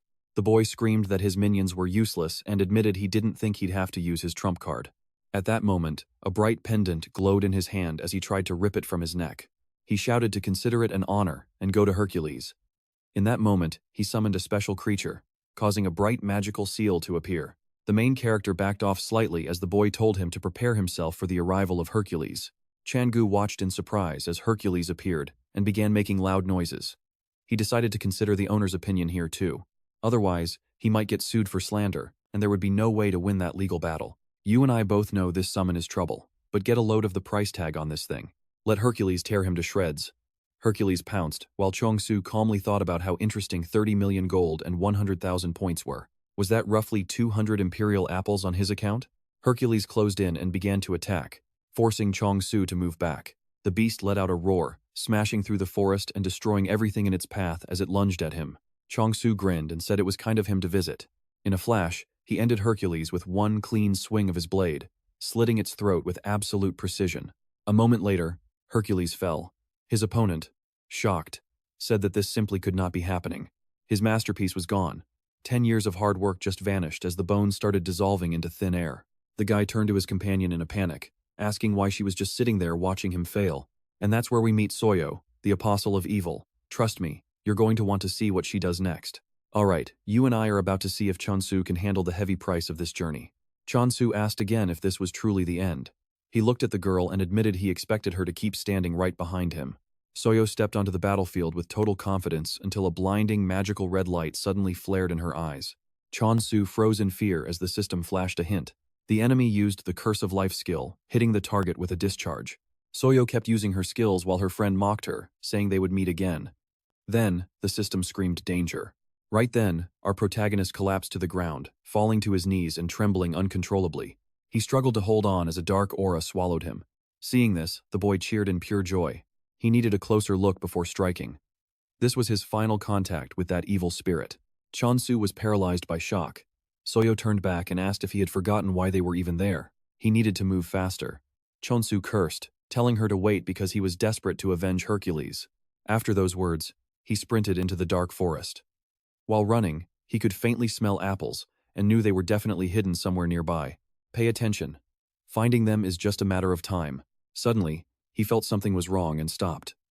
Lohan appeared right behind him, sword in hand.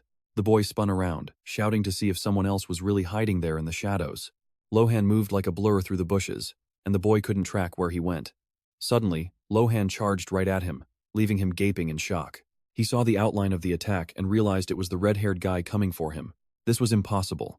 He recognized the attacker just before his throat was slit and his body was destroyed. Suddenly, Chansu was sitting among skyscrapers on a city street, completely confused by the passing crowds. He clutched his head in agony, unable to wrap his mind around what just happened. He remembered fighting evil spirits, but the asphalt felt real. He was back on Earth. Was this actually happening? Stick with me, this isn't the Earth he knew. Even the children looked completely different. Just then, he heard voices calling his name. His parents were there, asking where he had been. They were so worried about their son. Chansu stood there stunned, calling out to them with a trembling voice. He rushed forward and pulled them into a tight hug. Tears flowed as he felt happier than ever before.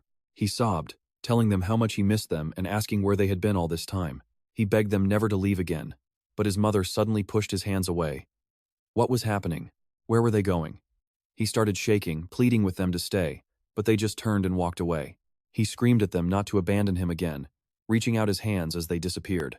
Before he burst into tears, Lohan grabbed his shoulders and told him it was all just that woman's game.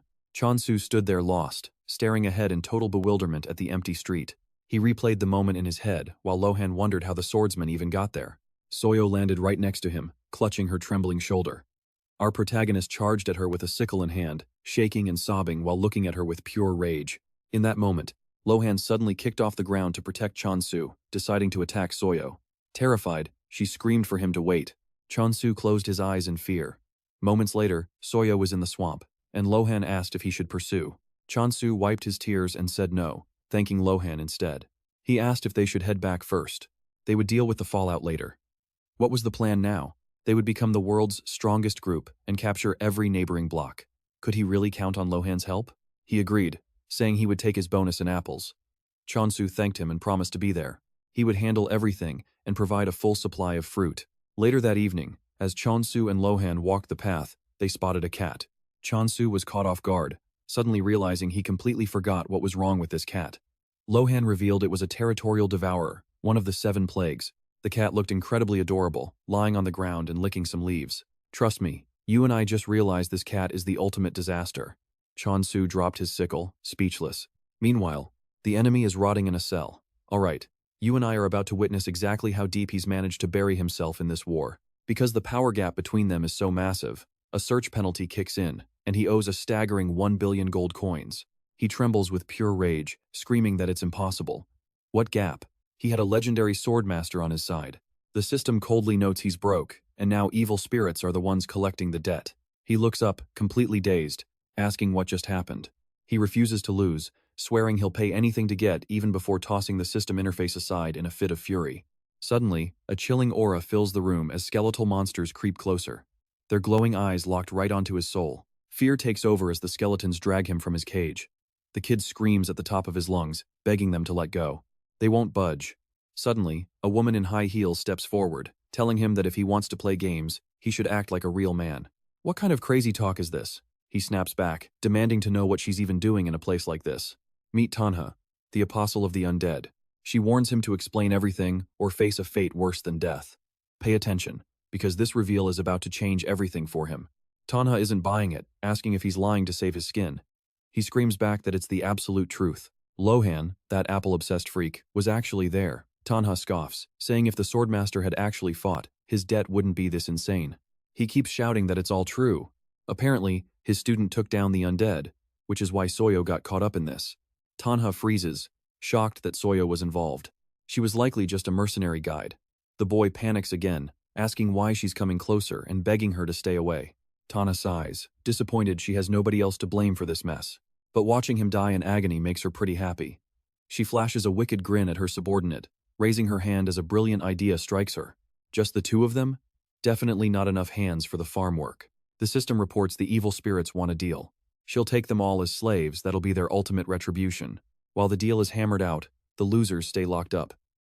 Yinyuk freaks out, screaming about what's happening to them.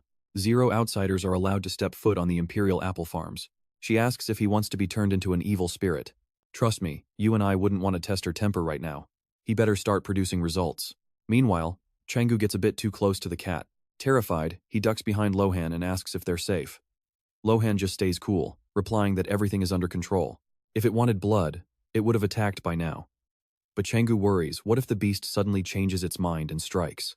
Lohan says if it does, it'll probably just devour his right of possession. Changu shouts in total shock. Eat his right of possession? Is that even possible in this game? Trembling, he checks his system interface, breathing a sigh of relief that the cat hasn't swallowed it yet.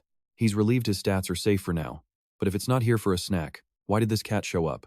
Lohan takes another bite of his apple, saying the cat just wants some catnip. Changu mutters that it's not a normal cat. Wait, did it just shrink? Is this for real? He reaches toward the plant and activates his magic, casting a powerful abundance blessing spell. In an instant, gorgeous daisies burst into bloom, and the cat stares at them with pure wonder in its eyes. Changu crouches down, and the cat starts sniffing him, inching closer and closer with every second. Suddenly, Changu spots a dark aura swirling around the creature. Does it actually want him to pet it? It doesn't purr, it vibrates with a smooth, heavy power. He can't relax yet, though. This thing is literally disaster incarnate and looks creepy as hell. He tells the cat that if it guards this entire area, he'll supply it with all the catnip its heart desires. Does it like the sound of that? The cat meows its approval, and Changu realizes they're officially roommates now. Now, what should they name this beast? Lohan thinks Territorial Devourer is a bit much, so he suggests Yongik for short. The cat hears this and snarls, baring its terrifying fangs in anger. Changu grins and suggests the name Sky. The cat relaxes on the grass, and Changu wonders if that was the reaction it wanted. This cat actually has more personality than most people. He explains that its fur looks like the midnight sky, with a wise, glowing moon hidden deep within its eyes. Like that? The cat purrs, and Changu thinks he's safe. But you and I know the peace won't last. All right, stick with me. Lohan is annoyed, snapping that the guy just didn't get why his first nickname was such a fail. Changu turns around with a confused look, asking if he is actually being serious. It turns out, the whole thing was just one big misunderstanding. Moments later, a system alert confirms they've won the war. The reward? A staggering 10 billion in compensation trophies.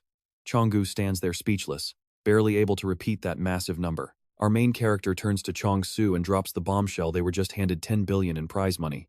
The system clarifies that the losers have to negotiate now, and until everything is settled, they are officially stuck as prisoners of war.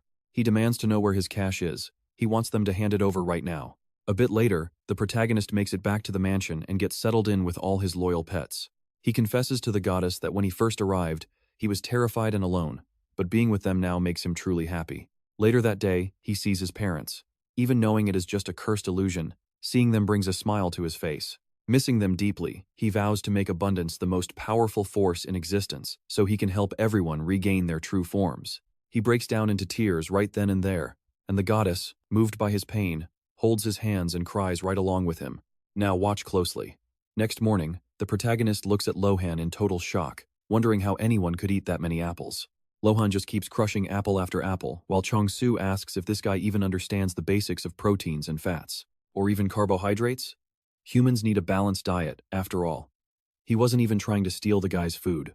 Lohan spins around and keeps chewing, clutching his apple like a treasure. Chong sighs, baffled that with all this gourmet food around, the guy only wants fruit. It actually makes him pretty frustrated, and he grabs his head in disbelief. He complains that it is nothing but apples. Suddenly, Lohan holds out a slice, telling him to just take a piece and try it. Changu is stunned. He only gets one piece? He is the one who grew these damn apples in the first place. But honestly, who is he trying to argue with? This is a swordmaster. Surely the man knows how to feed himself. Giving up, he leaves the table to check on his pets. They are all sprawled out on the floor, rolling around with full bellies. A few of them are already passed out cold. Chong asks if the meal was good and makes sure the goddess got her fill too. Right then, every single one of his pets freezes, completely shocked by what they are seeing. Changu realizes he needs to keep Lohan's identity a secret, hoping the goddess will forgive him for being a bit too casual. You and I both know she's not just anyone. The ginseng goddess is stunned, and Ari jumps in to protect her, yelling about her status. Apparently, he earned enough points to do whatever he wants. The guy is totally out of control now. As they scold him, he realizes he has to explain himself to Lohan, who is just chilling there, basically powered by high-grade imperial apples. That's when Doji tells Ari to hold on a second, suggesting that maybe the apostle is acting this way for a specific reason. Ari demands to know where these points even came from. Doji just sighs and calls him a complete idiot. This guy clearly has no clue who the goddess really is, but normally an apostle is way more formal. He's definitely losing his mind. That is the last straw for Ari, who loses his temper and dives headfirst straight into the pig's stomach. Ari threatens that if he hears one more mocking grunt, there's going to be trouble. Terrified, Doji just squeaks out that he wants an apple. They trade suspicious looks for a second. Ari finally pins him down, asking if they can just talk this out like gentlemen. In response, Doji dramatically takes off his glasses and whispers, "Light of apples." Ari immediately snatches the glasses and smashes them into the dirt. Changu turns around and asks if it is finally time for them to head out. The goddess watches him with teary eyes as the protagonist announces that Suja should be arriving any minute now. He tells them to keep an eye on the house while watching the goddess sob and wave her paws goodbye. He kept the war a secret, fearing she'd stop him, but he figures the skull has probably already delivered the news anyway. Promising to return soon, he strokes her head and leans in close. Lohan watches the scene and mentions he has something important to say. Surprised by the sudden serious tone, Changu stands up quickly. He asks for clarification, but Lohan just looks away, noting that time flows differently depending on the world you are in. Even this place has its own rhythm, different from Earth's, so there's no need for him to rush. Changu blushes and thanks him. He looks back at his sad pets one last time as they wave him off. He turns to Hamdal, confirming the little guy is coming along. After all, he didn't spend money on that gear for nothing. He opens his bag, and Hamdal looks inside with pure awe at the special roundhouse waiting for him. It's the perfect way to keep your pet close at all times, and trust me, you and I are going to see how useful it is. Alright, you and I are back. Hamdal fits in the bag, and Changu asks if they are ready. The three of them set off, deciding it was finally time to expand their reach and influence. After a while, our protagonist steps through the portal and looks around, completely stunned by the view. He realizes he does not need help to navigate the portal anymore. This really is the best door in the world. As he enters the forest, a voice asks if he has arrived. It was Suja, wondering if he had actually managed to fight off those evil spirits. The main character notes they got back early, and Suja remarks how lucky it is that he is safe. Changu explains that Lohan helped him out, so it was not that tough. He even agreed to be a temporary guard. When Suja sees him, she freezes, wondering why they are together. Lohan is back to eating an apple with a dissatisfied look. Changsu asks, "Wait, is she talking about Lohan?" They decide to live together for now. Suja just clutches her head, knowing it would end up like this. He always surprises her, but then she sees Sky at his feet. Changu says the cat followed him and calls him Sky. Sujina is stunned and a bit embarrassed by what she sees, constantly praising how smart the cat is. Then she spots Hal and lights up. Changu agrees he is smart, but wonders if he realizes taking over the territory would destroy the garden. Sujina mentions that finding smart and beautiful monsters like this is incredibly rare. If they could catch them, they would definitely find a buyer, though it would be a difficult task. Hundal chases the cat while they play. She suggests that if they cannot catch them, they should build a dungeon nearby. After all, monsters naturally gather inside dungeons. Changu realizes, wow, I did not know that was even possible.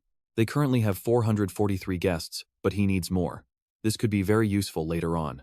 Now pay attention, because here is the catch. He tells Suja that Sky is from a different block entirely. She asks, "From a different block? But which one?" He admits he has no idea since the cat came on his own. Suja wonders if it is a human transformed into a cat. But he reveals that according to Lohan, Sky is a territorial devourer. Sujina is totally shocked and asks if that is right. He simply answers, "Exactly." She cannot believe such a thing exists among monsters. Changu clarifies he is not a monster, but one of the 7 disasters. When Hamdal hears this, he is terrified of the cat. Suja is delighted, asking if this is really the territorial devourer. Suddenly, she grabs his hand and screams, "Why is one of the 7 disasters even here?" She tugs his arm so hard with tears in her eyes that he gets terrified and starts screaming too. She throws him into the bushes. He hits the ground, shouting in absolute anger. The chronicles say he does not just capture territory, he turns entire blocks into wasteland. So why did he come to them? Changu, already bruised from the impact, assumes it is the catnip. Suja asks if a creature like that would really come for catnip. He does not know the full details but has a hunch. Capturing a block requires at least 200,000 points. Blessing a field with catnip costs less than 10,000. Technically, that is a 20-fold difference in value. I know what you are thinking, that is a lot of math. But if the efficiency is high, catnip is worth more to Sky. So the catnip value is actually 3 times higher. He stays quiet, but the chosen one has no choice anyway. Suja asks if everything will be okay. It would be awkward to come back and find everything here in ruins. He replies that cats are territorial. Maybe he will actually end up protecting this entire block instead. Suddenly, he senses something is wrong. He turns around and yells for him to stop immediately. Sky pounces on poor Hamdal. Changu shouts that he is a friend, not food. Sky already has Hamdal in his mouth, looking at his master with a smile. He wanted them to be friends, but things went south. Hamdal throws himself into the protagonist's arms, crying that he does not even want to listen to his excuses. At that moment, Changu turns to Lohan and asks why he is just standing there watching. He claims he was ready to step in at any second, but Changu is furious that Hamdal was almost eaten. He pets poor Hamdal, making sure he is okay. Suja tells him to be more careful until they get used to each other. By the way, she has news. Changu turns, asking if it is more trouble or if she is talking about that juice. He had already seen the message. Suja explains that a swindler arrived, claiming to own the imperial apples. Changu just chuckles. An apple swindler? That is exactly what they needed right now. And that is where we leave it. Trust me, you and I won't want to miss this wild apple swindler showdown. Stay tuned. Let's watch as Changu's entire world gets flipped by one single question. He showed off his apple as proof, but it was just a sad joke compared to the imperial version. He'd supposedly signed a fake contract with an artifact of abundance, meaning his influence could expand without any limits. Suja saw how pale her friend had turned and asked what was wrong. Changu just clenched his fist in silence. There was another apostle out there. Had this guy really been hiding in the shadows all this time, only to suddenly demand something? He questioned if the guy was even legitimate, telling Suja they had to track him down. She wondered if they were related. Changu simply replied no. It was just that the man claimed to be the apostle of abundance. Hearing that confession, Suja backed away in pure shock, screaming out in disbelief at what she had just heard him say. He told her money can make even the devil work. It was time for her to officially announce the massive reward. Pay attention here, they offered a huge bounty for the artifact, plus 100 imperial apples for the swindler brought in alive, and Lohan heard it all, realizing his chance was finally here. A bit later, Yinhook walked through a dark alleyway, hidden beneath a hood. He knew that to convince Lohan, he needed the undead. Without them, he'd be as useless as a pie without any filling. It was total nonsense. He could handle the weak ones, but his 5 older summons would only mess everything up for him. When he entered, the gentleman greeted him with a smirk, announcing that their broke master had finally decided to visit. Yinhook shot back that he was a guest. He just wanted the man to hand over the items already. He presented the document, but the man asked if he'd actually take materials instead of a cash payment. He pulled out a sharp steel tool, prompting the man to tell him to let go of his hand first. Yinhook reminded him that he'd paid a massive fortune to the old man for this. The man agreed, but Yinhook argued he was now selling it for far less than it was actually worth. He told him not to stress out, since his memory was still working perfectly fine. Yinhook asked for a discount, but the man replied that everyone knows money doesn't just grow on trees these days. Yinhook replied that this might be the last time they ever meet, so he wanted a small favor as a parting gift. His friend laughed, saying Yinhook was always great at pulling on people's heartstrings. He mentioned the rumors of Yinhook going broke while hunting for the imperial apple, hoping he hadn't been tricked by that famous scammer. The man replied that wasn't exactly right. Plenty of geniuses had been fooled, but he had some fresh news to share. Yinhook told him to hurry up, so the man revealed there was now a massive bounty on the swindler's head. Bringing him in alive would earn 100 imperial apples, plus a separate reward for the mysterious artifact itself. Yinhook smiled and thanked him for the information. The man just told him to come back soon if he's grateful. Trust me, Yinhook realized right then that he had finally found the perfect engagement gift for the occasion. Suddenly, Yinhook started yelling, begging them to accept his help because they would work harder than anyone else for it. The boys knelt and begged while the skeletons behind them laughed. Changu stood there stunned, wondering if they were actually being serious. He had no clue what to do. Looking over at Lohan, who was just casually eating an apple and relaxing, Changu figured he should let him eat. Since Yinhook brought this guy over for him, he was now asking for official approval. They actually showed up with a man tied in ropes, who was absolutely fuming about being treated like a criminal. Changu's mouth dropped open in pure shock as he yelled, "Already?" Given the travel limits, it seemed he'd snatch the bounty the second it went live.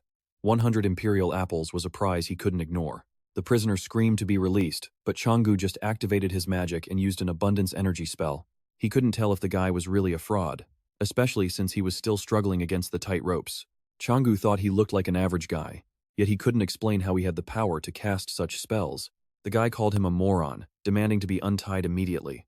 Did he even understand that this wasn't how you treat people? Changu replied that while he wasn't very convincing, he was definitely annoying. The man screamed that Changu was just bluffing and that he wouldn't actually dare to kill him. Since he claimed to be an apostle of abundance, he knew exactly how the basic skills were supposed to work. He could see exactly where to strike, but he wanted to check the artifact first. The guy started screaming in terror. Was he trying to scam the old man for money? Changu noted he just kept rambling on like an elder.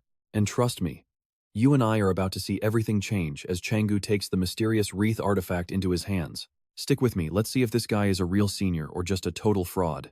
Wait, was it actually artifact energy? The man continues to scream in a fit of rage, demanding that Changsu take his hands off what supposedly belongs to him.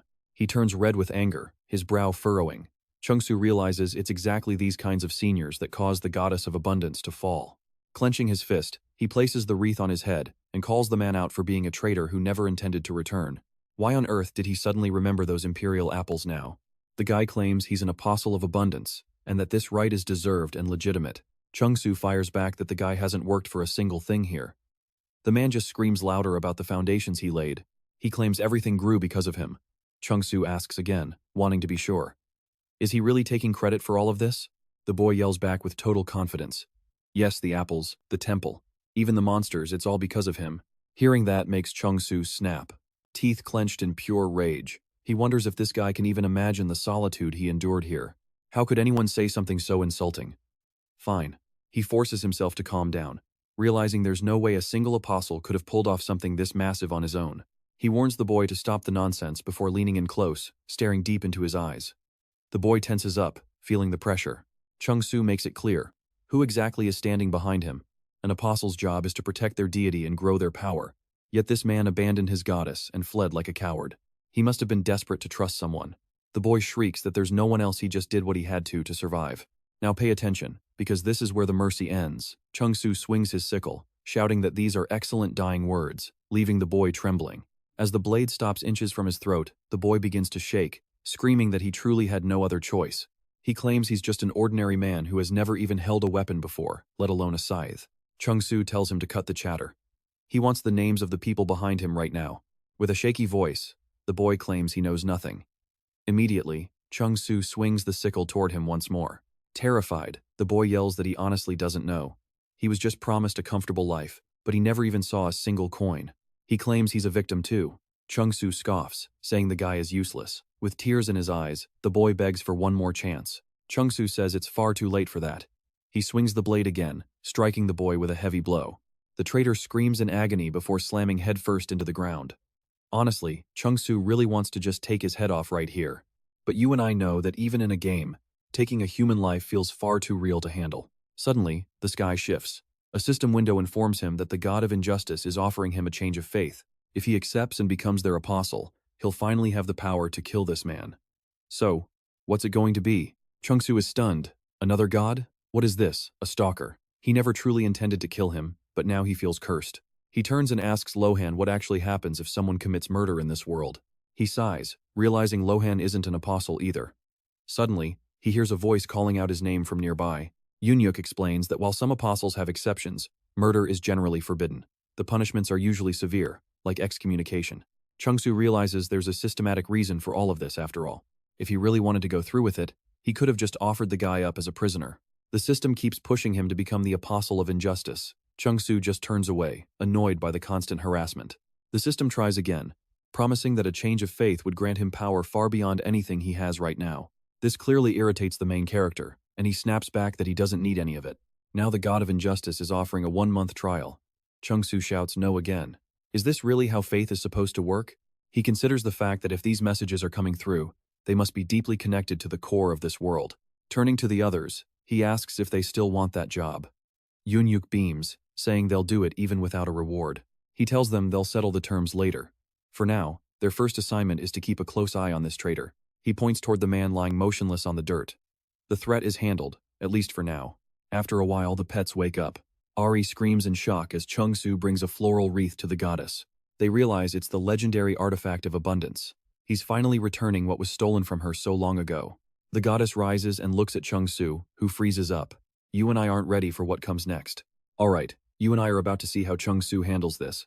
She tries to reject the gift, but he just smiles, saying he has more than enough already. The moment he crowns her with the wreath, her eyes well up as a glowing emerald suddenly blooms right in the center. Wait, what is that? Changsu and all the pets are completely floored, staring at the goddess in absolute awe.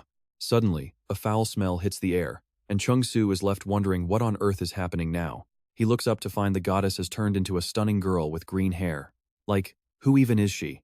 Doji senses her power returning, and it finally clicks for Changsu. As the dust settles, he stares at her, barely able to believe she is actually a goddess. Is this for real?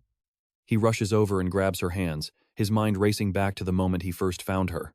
Changsu can't believe this day finally came. Back then, it felt like she was just going to fade away forever. She smiles at her hero, just as the system drops a bombshell. The goddess of abundance has officially named Changsu the head apostle. This gives him authority over all other apostles. He's totally caught off guard, questioning if the system really works like that. According to the system, Changsu is now a 5th-generation abundance apostle and the undisputed leader of the pack. The other guy is only 4th generation, meaning Changsu actually has the power to kick him out for good. There are only 2 of them, so it's a tough call. He's not a killer, but there's no way he's letting a traitor stay by his side. Now pay attention, because he actually goes for it and hits the button. The pets start screaming, calling him a total idiot. Hansu is officially excommunicated. The system confirms his demotion to a common apostle. Changsu just scratches his head, wondering if his new title even means anything at all. The goddess is absolutely speechless. She's just standing there, completely unsure of how to react to what just happened. Changsu looks her way and realizes she was just trying to help, even if the whole situation turned out pretty awkward. As she stares at her hands in shock, he apologizes. He can't let a traitor stay, but he promises to expand their group soon so she doesn't have to worry. She's thrilled to hear that. Suddenly, the system announces that the goddess of abundance is granting her apostle a brand new skill. He gets to choose between healthy abundance or a communication skill. He's shocked she's giving him even more. The goddess is being crazy generous today, and he can't wait to see what this does. Ari's been watching this whole time and points out there are only 2 apostles. Like, who is he even trying to kick out? Calls him an idiot. Doji steps in, grabbing him and telling him to just calm down for a second. Ari stays on the offensive, arguing that he should at least pick communication to avoid any more messy scandals in the future. You and I saw that coming, right? He picks healthy abundance instead. Ari just freezes, completely fuming with irritation. He's left wondering what this skill actually does. There's no description at all, so maybe it's just some kind of passive buff. Maybe eating blessed food just makes you healthier. He thinks about Lohan, who basically survives on nothing but apples all day. Ari's completely done with this and says it's all over. Even Doji seems to agree that things have gone south. They're all just sitting there, including the goddess, looking totally defeated as they whisper and gossip among themselves. Doji notes that he didn't even give communication a second thought.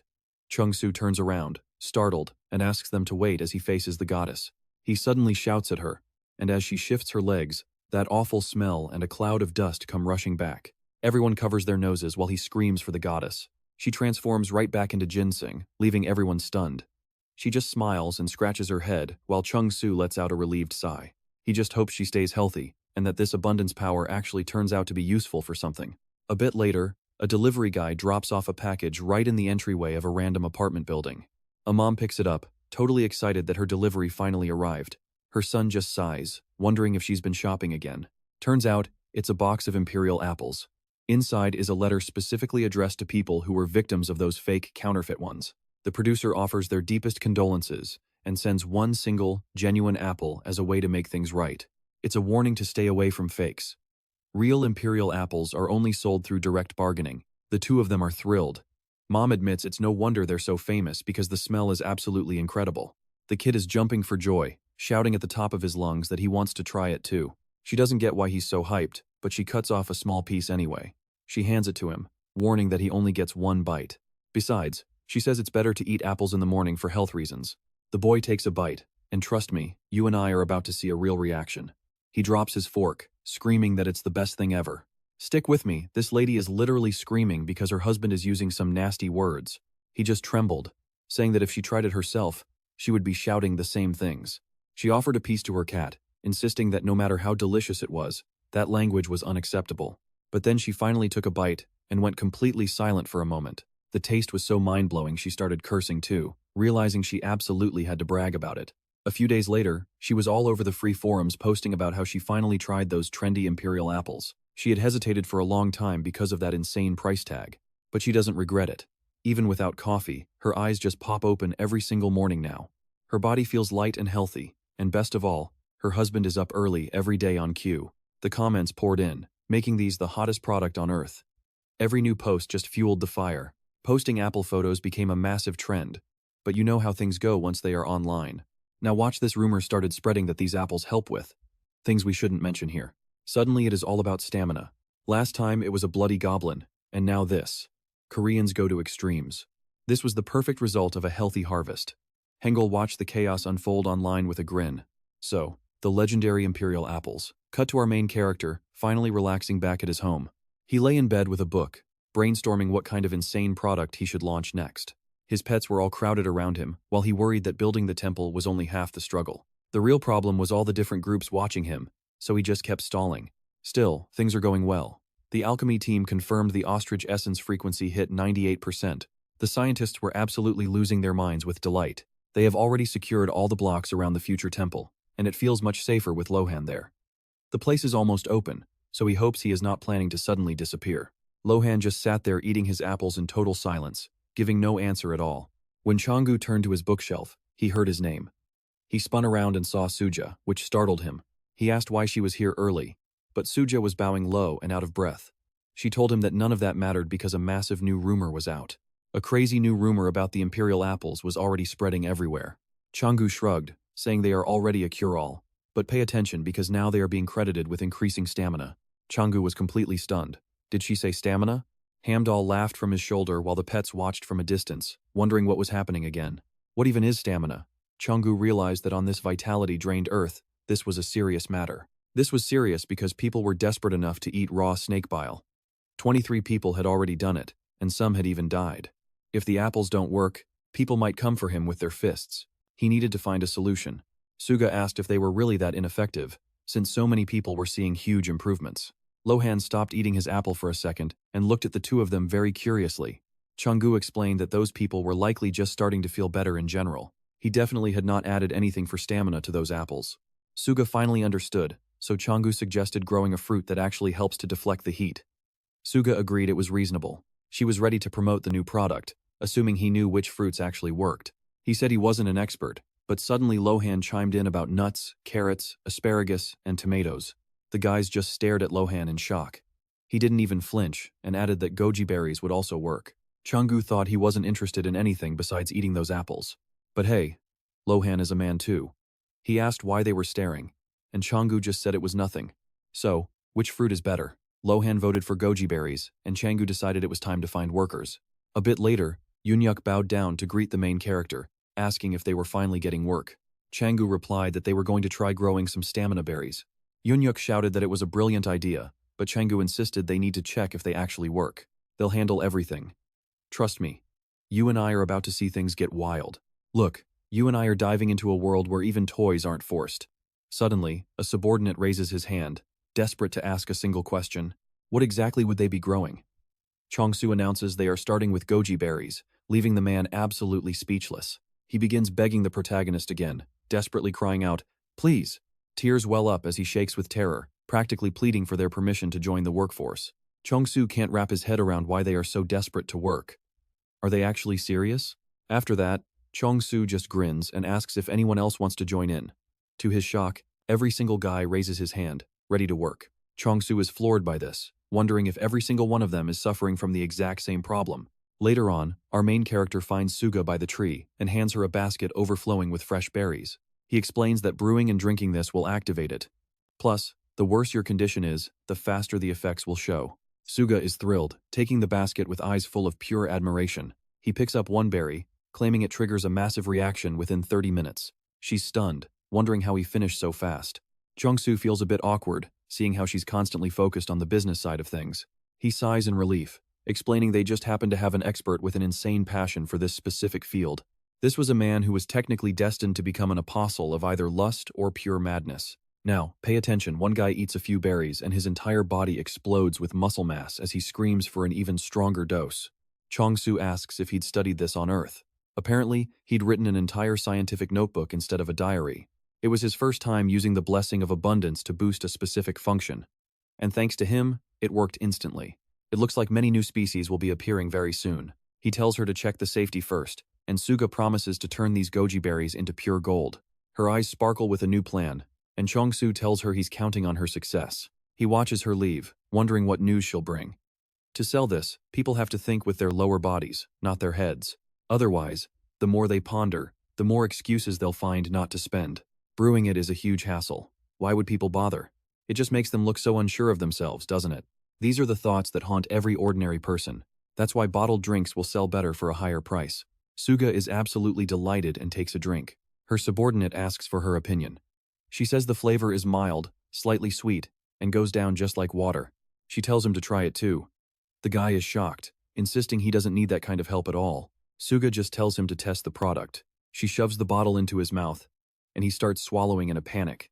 After a few sips, he admits he's not sure about the effect, but the taste is actually pretty good. Suga grins and says she's heading out. He asks if she's leaving already, and she wonders what the big deal is. He awkwardly replies that he was thinking about maybe tagging along with her. Suga tells him not to worry, but she can't pass up visiting a place like this. Usually, alchemists confirm healing properties. But you and I know this isn't for an alchemist. There's a much more appropriate certification body for stamina products. She stomps her foot and heads straight in the right direction. Using her magical powers, she leaps into the sky above the city. This specific faction handles the local nightlife. When she finally lands at her destination, she's surprised to realize that absolutely nothing has changed here. Even in broad daylight, it's dark and gloomy, making any lonely person feel even more isolated from the world. These are all potential customers. The happier they are, the better for sales. The Chastity Temple sits right in the center of the street. When Suga enters, a girl asks how she can help. She introduces herself as Suga, a representative from the Circulation Trading Company. She has come to get certification for a stamina booster. The worker understands and leads her to the reception room. To be honest, Suga doesn't visit this place very often. It's impossible to get used to this atmosphere. She looks around, following the girl who suddenly stops and asks her to wait. Suga sits on the sofa and thinks about the market. Trust me. You and I are about to see how the Lust faction dominates this entire industry. Alright, you and I are diving into a world where the Chastity faction runs the whole market, and their rivals? Totally wiped out. Our main character suddenly gets worried and shouts, "Hold on a second, did they just mention the Chastity group?" Suja simply nods. He asks if he heard that right, or if the definition of the word changed, but she confirms everything is exactly as it sounds. Trust me, the most interesting parts are just getting started. Suddenly, an apostle of chastity arrives, announcing that for the first time in forever, they have been presented with something truly worthy. They are eager to inspect it. He presents the certificate and demands that this specific concentration be kept exactly as it is now. The herbal pill she offered was decent, but it lacked a certain kick. Suja is stunned, asking what could possibly be wrong with it. He explains that while goji berries are a great ingredient, they really need to be paired with other things to actually work. Would they even be able to boost the properties of other ingredients as effectively as the goji berries do? Why not grow them all together and combine them? If the formula is too hard to find, they could swap ingredients, but then, these endurance products must be sold under the Chastity brand. The choice is hers. Suja checks the paperwork, wondering if these night market rulers are actually trying to sabotage their own success. If she succeeds, a massive competitor will emerge. But he shakes his head that isn't the problem at all. These guys crave high-level stimulation. Honestly, they just do not have enough creators who can actually deliver at that elite level. So they had to take control themselves, and seeing a talented producer emerge is always a major win for them. Changu hears this and stares at Suja in pure shock. He yells, "Are these people actually that crazy?" Now, pay attention because this is where the Chastity group logic gets wild. They are strictly forbidden from, doing it. They gain power by suppressing their desires, using intense stimulation as a way to train their insane levels of self-control. That is how they conquered the night market. Even as a small sect, their money and military power are absolutely massive. Changu can't help but wonder, isn't this whole thing just a bizarre obsession? Suja suggests teaming up with them, but first, they should start production. She shows him a list of recommended ingredients. She hands him the documents to get his opinion. Changu scans the list: black raspberry, daughter seeds, magnolia berries, and sanidia seeds. He has never even heard of these ingredients before. Meanwhile, she is busy playing with Hamdal and totally ignoring him. Changu asks, "Wait, we are just selling berry tea, right?" Sujina says yes, and they will be supplying every single hotel the Chastity faction owns. Changu stands up, repeating himself for the 100th time. They hit their goal, so now he wants to develop stamina medications. While Sujina plays with Hamdal, our main character suddenly catches a grunt coming from Doji. "You and I both know food is the best motivator." She asks the apostle for some too, while Ari wonders if it is tasty. Changu wonders if they literally just woke up and started debating this whole crazy idea. They have an expert, so rushing is a bad move. He agrees. But life has a way of throwing curveballs suddenly. A legend who has not released in over 40 years appears. It is none other than the great chastity mage, Henlei. He visits the plot, and Changu asks him point blank, does he feel like he is losing a certain vital function? Henlei admits that is the case. Changu asks if losing his drive means getting kicked out of the sect. He bows, confirming it. Changu asks about his chances of getting back in, but Henlei just looks away in shame. Changu is genuinely confused. Is there really no hope? Originally, the Chastity faction was something you could not even imagine.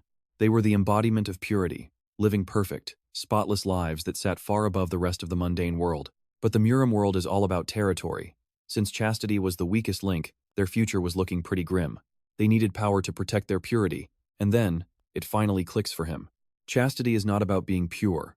As long as a person stays composed, almost anything is possible. Henlei sits down and explains that within just 1 year, he reached a level where he alone produced half of all the faction points. Changu asks if God actually allowed this. He quickly covers Hamdal's ears so the little guy does not hear any of this. He says that at first, God threatened to kick him out, but once he saw those high scores, God himself actually approved the methods. That is how the Great Reform started, though Changu wonders if they are all just addicts. Both sides are way too far gone. Henlei explains that the spirit of chastity thrives whenever worldly desires are crushed. And trust me, you and I can just call that weight training for the soul. Alright, you and I are about to see a skill so fast. It wipes out every human desire before it even begins. But the whole point of chastity is to restrain those carnal urges. If desire just vanishes, his holy status will be stripped away instantly. He grabs the main character's hands and begs, pleading that there is still hope for him within his magical goji berries. Chungu asks, how exactly is he supposed to help someone who has already trained for 30 years? The critical point is still far off, so he shouldn't worry about dying tomorrow. For now, he just needs to focus on product development. He hands over a very special item, and Changu looks at it in absolute surprise. Hangul promises financial security while research continues. Changu looks at the envelope, wondering just how much he actually stuffed inside. He was, after all, the apostle of abundance. Lohan is watching everything from the side, and suddenly shouts that this is the bonus for a successful outcome. Looking at the insane stack of cash, Changu is floored. Hegel is literally a man who can corrupt a god with pure points. It is a reward he just cannot turn down. Hengel says he is counting on him, and they seal the deal with a handshake. Now, stay with me here, because news of this is already spreading through the ranks of the Chastity faction. It was someone's 30th day, and they were marveling at the new generation of archmages. The girls were debating whether to change their front sizes. The apostle moves through the crowd in a hood to stay hidden. He thinks the members of the abstinent faction shouldn't be acting this vulgar. He has been an apostle of chastity since the 17th convocation. How could they talk about such things during a sacred trial? He enters the office where a few other mysterious figures are sitting around in heavy cloaks. He removes his hood, thanking them for gathering. They are finally ready to exorcise this returnee. But they can't just wait around. Another apostle, 18, speaks up. They don't just need to contain him, they need to find true purity. They are starting the meeting on true chastity. One of them asks, should we start with the reports? He agrees, so they start sharing information. They have papers filled with consumer reviews for the Abundance Goji tea. As they already know, Abundance has been releasing some serious stamina-boosting products lately. They tested the effects themselves. Based on the reviews, they can make this supplement even more powerful. And here is a crazy rumor for us. The entire alchemy food department is currently in total chaos thanks to that Goji tea. At that moment, one of the apostles asks, who is Unku covering for? He is a disciple of Lohan's close friend. Apparently, he would much rather take up a weapon than be a farmer. They have tracked down his location, but showing up in person would be a complete waste of time. That pervert would probably just kick them out the second he sees their faces. The apostle thinks it over for a second and decides they will have to do things this way. First, they will ally with alchemy to lure the apostle of abundance out. Once he is alone, they will strike and do what must be done. Back at the farm, our hero rubs his nose, hiccuping non-stop. He knows someone, somewhere, is talking trash about him right now. Meanwhile, everyone else is busy working hard and picking those special berries. Changu apologizes to Yoon-hyuk and says he needs to speak with him in private. They head deep into the forest where skeletons are scattered. Suddenly, Yoon-hyuk bursts into tears, realizing it is Hercules. He hugs the creature and cries with relief, saying he thought they would never see each other again. "Did you leave this for me?" Changu just chuckles, saying it certainly looks like it. He was worried they had already started rotting. Yoon-hyuk keeps sobbing, crying about how much he missed Hercules. If Changu had actually hurt Hercules, he would definitely be holding a major grudge right now. But now they can live together again, so they need to fix their relationship. Wait, is he headless? Of course, he will only be doing manual labor. With Hercules around, productivity jumps 17-fold. Plus, the big guy can even shrink. That specific number actually gives our protagonist a weird bit of confidence. Those skeletons are just lying there. Eunuch says they can't control the temporary head yet, so they are mostly useless. Changu says nobody is a master on day one. They just have to keep trying and learn the ropes. Eunuch hopes so, because if they just get in his way, they are not worth much to him. Watching him work, Changu realizes he is just a classic tsundere. You and I definitely saw that coming, right? Look, you and I both know teamwork makes the dream work, but these guys were actually enjoying it until sudden screams cut through the air. Hangul was in hot pursuit, chasing one of the men, and shouting for him to just listen for a second. The man yelled back that it was happening all over again, while Henel insisted he was the perfect candidate for his path of chastity. He had finally found the right student to inherit his legacy, but the guy just sprinted away, screaming about wanting to get married and live a happy life. Watching the chaos, Zhang Yue mused that the old man truly was a persistent expert in his own right. Suddenly, the man ducked behind Zhang Yue, yelling about his future wife and kids, while Henel just stared and asked, "What about him?" He snapped that he would never go for it, and honestly, that was the exact moment they probably should have just given up. With no other choice, the men took off, sprinting deeper into the thick forest to get away from Hangul. Hangul sighed, calling him a wasted talent, while Zhang Yue suggested they use this meeting to test out some new potions one by one. He handed over some berries. Hangul tried the first, rating it a 33, while the second only hit a 32. Zhang Yue scratched his head in total disappointment. Their goal was 90, so they were clearly nowhere near where they needed to be. Hangul told him not to sweat it, since anyone else would have turned into a beast by now, but Zhang Yue wondered why he could not break 40. Hangul asked if he knew a sorcerer's state affects their blessing, leaving Zhang Yue completely confused about what he actually meant by that. Now, pay attention here, because he explains that feelings come before decisions, like his own love for these forbidden, dirty texts. He suggested trying a blessing first, which made Zhang Yue so furious he practically imagined blood spraying from his own ears. He quickly covered Hamdul's ears, trying to block out any more talk about those scandalous and forbidden things. A bashful Hangul said he was only showing him, but Zhang Yue spun around, yelling for him to keep that weird stuff to himself. Was the guy totally insane? Hangul clutched his book tight, convinced he was actually being super careful with his precious cargo. He figured they could try again later, but Zhang Yue snapped back, telling him to never, ever open that book again.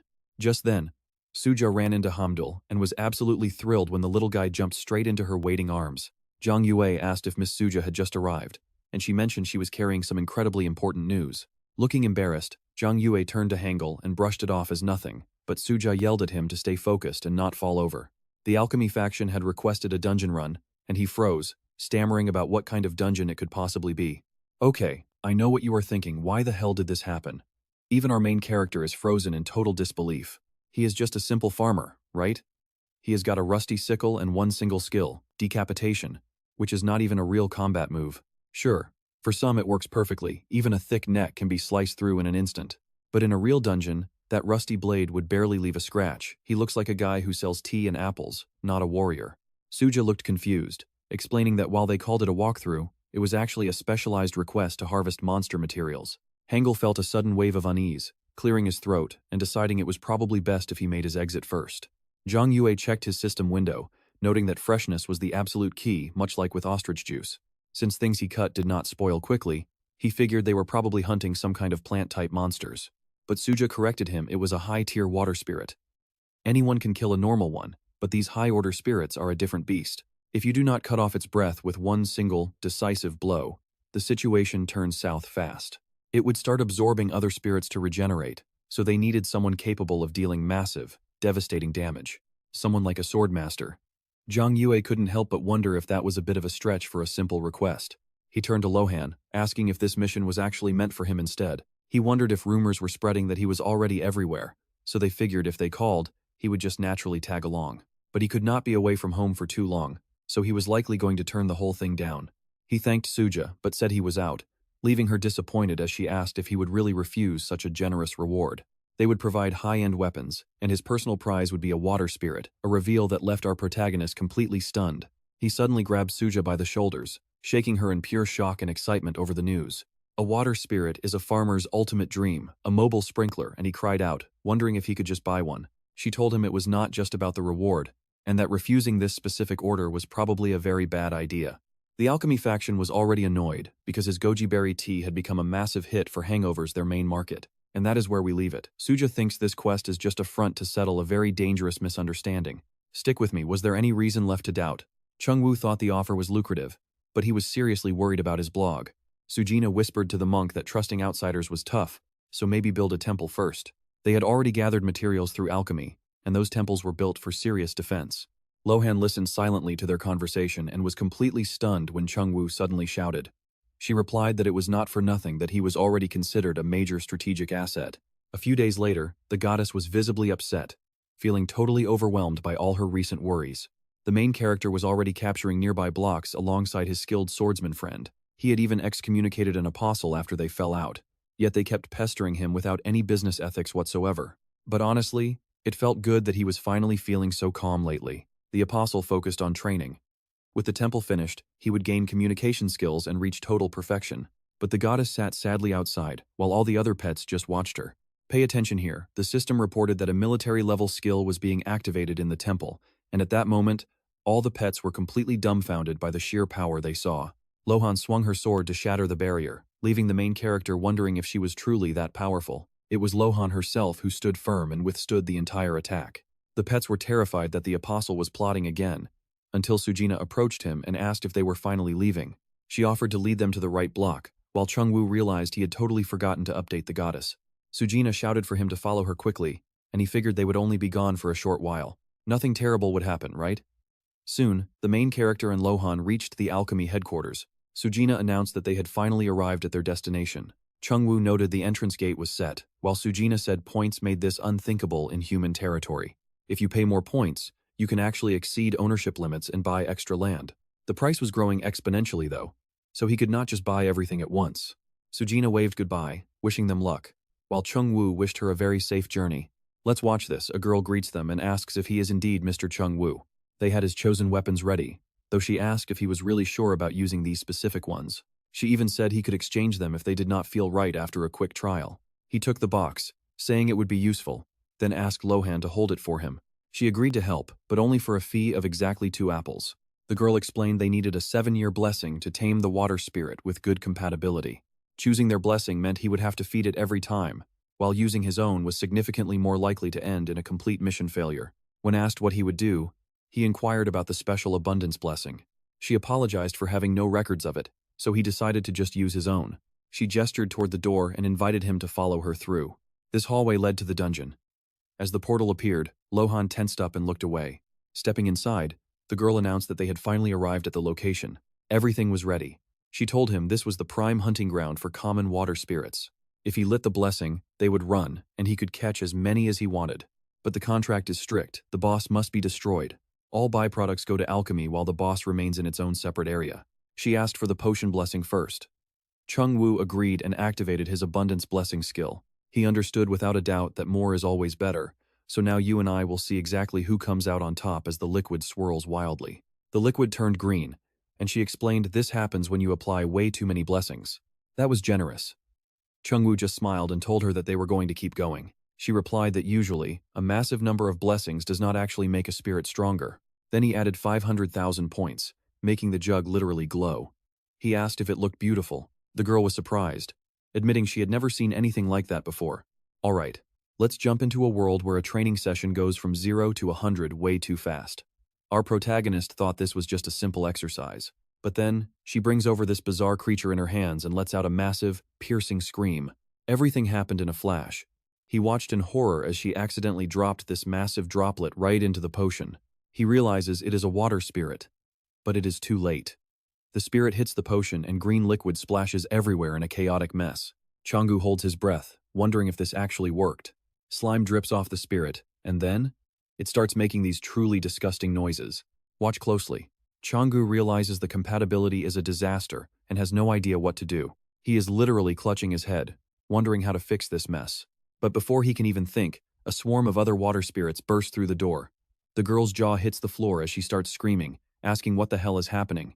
They had not even used the bait yet. This is a scientific emergency that needs to be recorded immediately. She whips out a notebook and starts scribbling frantically.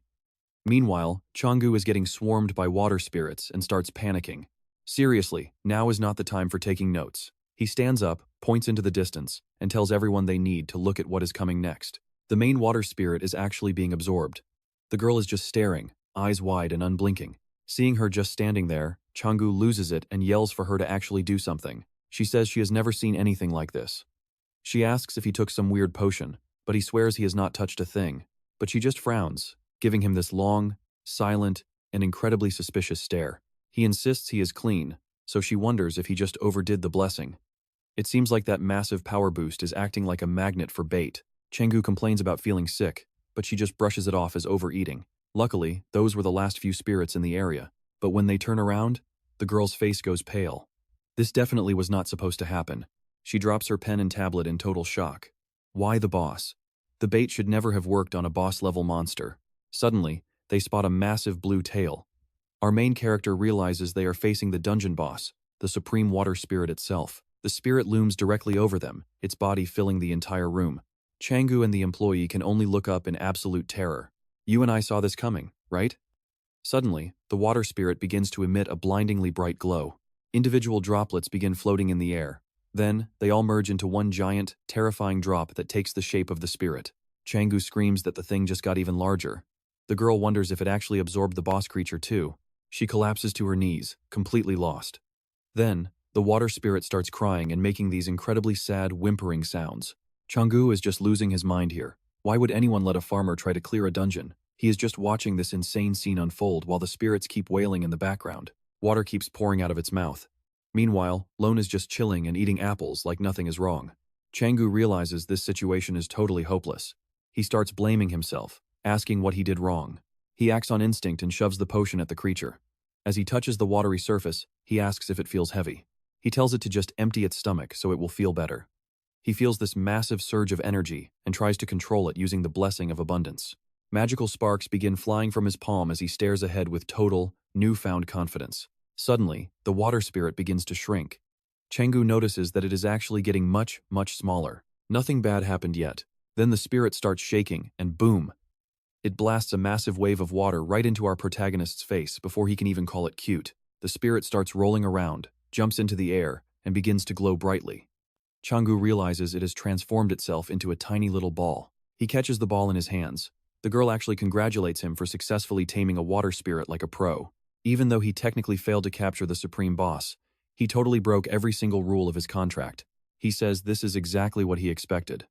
The girl points out that if anyone complains, he can just use a couple of very clever excuses. First, he can blame the alchemists for giving him such a messed up potion. Second, owning the rights to this water is a huge win for him. He accidentally steps in a puddle and wonders if it is vomit. It looks transparent, but he still feels pretty grossed out. Then, the girl adds one more condition to their deal. He has to give her a perfect score on her evaluation. Changu just sighs and asks if this was really supposed to be training. She explains that once the spirit gets its strength back, it will wake up, so he should not worry. Its new look might be a bit different, so he should not be too shocked by it. Trust me, you and I need to see this. A man screams that Changu, Lord of Abundance, is a total failure. Stick with me, because you and I are about to see the massive penalty for this failure, despite the alchemists he provided. Did he waste the resources? Now, the water spirit and every weapon he owns are being confiscated immediately. Right then, Lohan draws his blade and hurls it with bone-shattering force. The man freezes in terror as the sword slams into the wall. A piercing scream fills the room, and Lohan just sighs, calling the noise unpleasant. He is saved only because Unku arrives just in time to shove him out of the way. Unku asks if this is how you greet an old friend. No hello? Not even a wave? Unku directs his snark at Lohan, who just walks over and casually yanks his sword out of the wall. By the way, Unku mentions they might actually need the Ministry of Food for this one. This place has nothing to do with it. Did they really come here just to settle a grudge over some furniture? Losing apostle status is the least of their worries. They are about to get buried under a massive mountain of lawsuits, right? He claims he is not that stupid. Suddenly, the guy bows low, swearing he never meant anything of the sort. Yu tells him to clear out, and the man bolts from the office. Unku then turns to Chonsu, asking if this is the guy. He is thrilled to finally meet him and introduces himself. Things were awkward at the start, but he suggests they settle this whole matter now. No need to be so tense. Sure, the cleanup was a bust, but they did walk away with that special water. Now pay attention here, this special water is enticing the boss, and the alchemists are fired up, just like with the ostrich essence. He did not want it anyway, so selling it is the move. Chonsu stands there stunned, asking what? They are seriously paying cold hard cash for vomit. Yu explains that if he sells, the task is considered officially complete. Before Yu can even finish the threat of refusal, Chonsu agrees to the sale. Unku smiles, calling it an excellent choice. Now they just need to talk price. How about some high-end potion processing equipment? Chonsu is shocked. Equipment? Unku explains these machines work even without alchemy skills, letting him do way more than he ever could before. It sounds like a dream, but can he really brew real potions? He is worried about another windcart disaster. Unku asks if he is seriously underestimating the power of alchemy. Even so, there is nothing to lose. They are always hunting for talent. Someone exactly like Chonsu. A little later, the conversation shifts. So, Chonsu is not actually Lohan's disciple? Our hero confirms everything is correct, asking if things are okay with Lohan. Unku just looks confused, asking what he is even talking about. Chonsu points out that Lohan literally attacked him because of him. Unku admits he sometimes triggers that tension on purpose. It is fine, and he does not care about it at all. Chonsu notices the constant apologizing and asks Unku if there is any other way. He only ever eats apples. He has tried every trick in the book to get him to eat something else. Lohan claims he is actually a fantastic cook, which makes Chonsu snap. Eat a varied diet. Yimu tells him to just give up. Alright, you and I need to watch this. His character is unbreakable, even as a car pulls up and the driver asks for Chonsu. He is here specifically for him. Time to get inside the car. Chonsu spins around, shocked to hear his name. Waiting for him? But for what possible reason? Lohan cannot understand why the driver is being so polite while using his name. Chonsu notes that they have actually become much closer. Soon, Chonsu is being driven through the Golden City. He stares out the window, never expecting a summons to Chastity. Chastity is a major partner. They have helped them out before. They are obviously curious about Apostle Park Hanul, so this trip makes sense. Everything looks exactly like Jesus Jan described it. The car pulls to a stop before the massive Chastity Temple. The main character sees a building that towers over the entire crowd. The guide says he will lead him to the lounge. Once inside, Chonsu keeps looking back as he is led toward the waiting elders. One of the high apostles welcomes them, expressing his joy while apologizing for dragging them here so suddenly on such short notice. It was a long trip, and they must be exhausted. The main character introduces himself, and they sit down for tea and a talk. The man immediately asks about Apostle Park Hanul. Chonsu lowers his gaze, deciding to be brutally honest rather than offering them any false hope. He admits the situation is grim, with no signs of improvement yet. The woman asks how the development of the medicine is coming along. He explains that while progress is slow, they are moving forward. When asked about success chances, he says they are giving it their all. And that is where you and I leave it with an elder, slamming his cup down and declaring they should not even bother trying. Alright, you and I are about to witness a deal go south as Changu orders them to delay the medicine. Confused, the man says he understands. But wait, isn't Apostle Park Hanil crucial to Chastity? The man tells him to stop overcomplicating things. If he is unsure of the outcome, maybe he should just switch sides. The apostle promises they will follow through on every single thing Parkil offered them. They could even double it. Our main character frowns, wondering if there is an internal rift. This is bad news. With an awkward smile, he asks if they are actually betraying their own people and expect him to trust them. He heads for the exit, telling them they need to figure out their internal drama themselves. But the elder stops him, shouting that he has seen everything day and night, forever. Darkness rules this place year-round. He thinks chastity can only exist in these shadows. Even apostles lose hope and end it all here. Maybe this is just the god of chastity's will. Teeth clenched, the apostle warns him that a lowly farmer has no business meddling in the affairs of gods. The man then says they are revoking his certification. Changu is shocked, wondering if this is how a faction elder uses his notorious power. Watch closely here, this is where our main character sees right through their obvious schemes. He warns them that flip-flopping like this ruins his trust in chastity. Then Lohan steps in, saying it is time to leave. The trap was too obvious. He asks, confused, if they are just going to walk away. Changu confirms it, while the elder shouts that they will regret this. Lohan just says it is on their own conscience. They slam the door on the way out, leaving the apostle to curse and wonder if they understood the play. The man apologizes to him, admitting his performance probably was not convincing enough. He smiles. Since they cannot attack him directly, a roundabout scheme was the right call. He did fine. That is 3 failed attempts now. The apostle sighs, realizing they have no choice but to move on. It is time for the 4th plan. No objections, right? All that matters now is the final result. They need to distract the apostle of abundance. They will force him to focus on something else entirely. Wait, did they really say they'd force him to be a hero just to stop his tonic production? Meanwhile, Hongil is carrying the goddess. When she starts squirming, he asks if he should let her go. She hits the ground and takes off. Her intuition is sharp, almost like a ghost. The destination is obvious. The goddess sprints toward Changu, tackles him, and he hits the ground hard. She starts hitting him as the others rush over. They look worried, and Hongil asks if they are finally back. He confirms they are safe thanks to the protection, but he has some serious news to share. While the goddess walks off, the others scold her for completely ignoring all rules of propriety. Our main character pulls Hongil aside, asking if he knew the chastity elders were planning a betrayal. He explains they just have different values, but they are not exactly hostile enemies. But when Changu tells him they wanted him to stop the stimulator production, he is absolutely stunned. The man looks away and apologizes, promising to deal with them so they will not bother him again.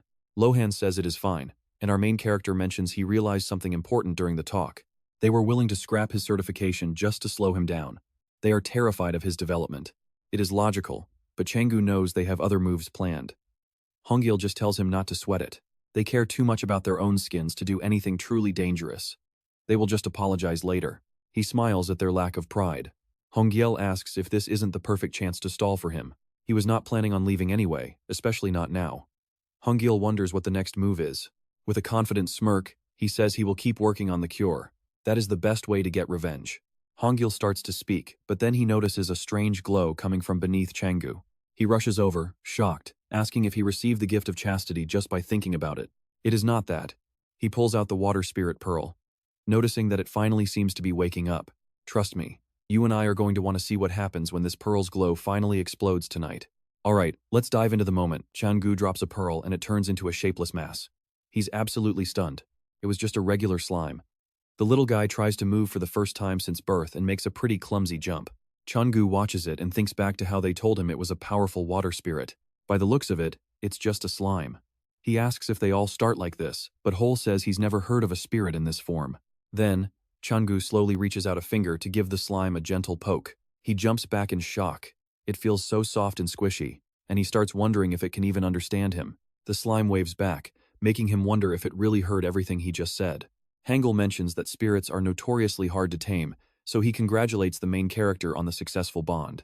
Ari is surprised too, approaching the slime and asking if this little creature is new. Doji tells him to bow to the goddess first. Changu tells them they arrived just in time to meet his new water spirit friend, though it needs a name. He thinks about it for a bit, and Lohan suggests something simple. Since it's squishy, how about we just call it Squish? Changu just smiles awkwardly, thinking that name is terrible. Everyone else agrees, so he suggests calling it Spring instead. Hangul thinks it's a great choice, but he asks if the name has a deeper meaning behind it. Changu secretly thought of the word sprinkler, but he tells them it represents the time when plants bloom and fill with life. Wouldn't that be a perfect name for a water spirit? Everyone seems happy with it.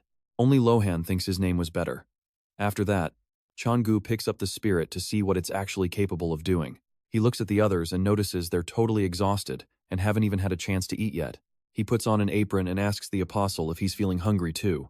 Since it's already evening, he invites the man to dinner and promises to cook up something absolutely delicious. Now pay attention here. Changu starts rolling out dough while Hung watches, dying to know what's on the menu. But he's keeping it a surprise. He tosses an apple over to Lohan, followed immediately by the ball of dough. He catches the fruit, pulls out his blade, and slices the dough into perfect strips with a few swings. Changu thanks him, and he says next time it'll cost 2 apples. Hung is completely shocked by his skills. Who knew you could use legendary swordsmanship just to prep some dinner? Changu throws the spaghetti into the frying pan, and before long, the meal is ready. Their table features potato noodle pasta, potato pancakes, sweet potato caramel, and some delicious braised tofu. Plus apple pie, Lohan's specialty. As soon as Hung takes a bite, he declares it's delicious. Do they really eat like this every day? Now he regrets not joining them earlier. Changu just smiles and tells him to slow down. On the other side of the table, things are a mess. Doji is devouring everything at once. Ari is eating noodles so fast they're flying everywhere, and the goddess looks like she's starting to feel a bit unwell. Changu watches Lohan eating pie and thinks it's a shame he didn't try the other dishes. Nothing he can do about it. He reaches out to Spring and offers him something to eat. He gives him a couple of blessings, which he eats instantly, but then Spring starts acting a bit moody. The blessings should have been enough. Does he really want a taste of the normal food? You saw that too, right? The little guy loves apples. He climbs onto a fruit his own size and devours the whole thing, his eyes sparkling with pure joy. He's so happy with the taste that his whole body literally takes the shape of a heart. Changu smiles and tells him there's plenty of food, so he can eat as much as he wants. Spring is thrilled. He turns into a star and starts jumping around. The next morning, Changu goes for a walk and sees a new road. Yunhyuk runs up and happily explains they built the road to make his walks easier and increase their overall efficiency.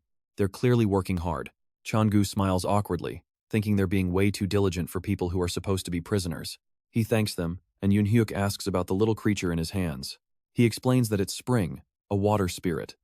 He's amazed he's already tamed a spirit, and the other prisoners crowd around in interest.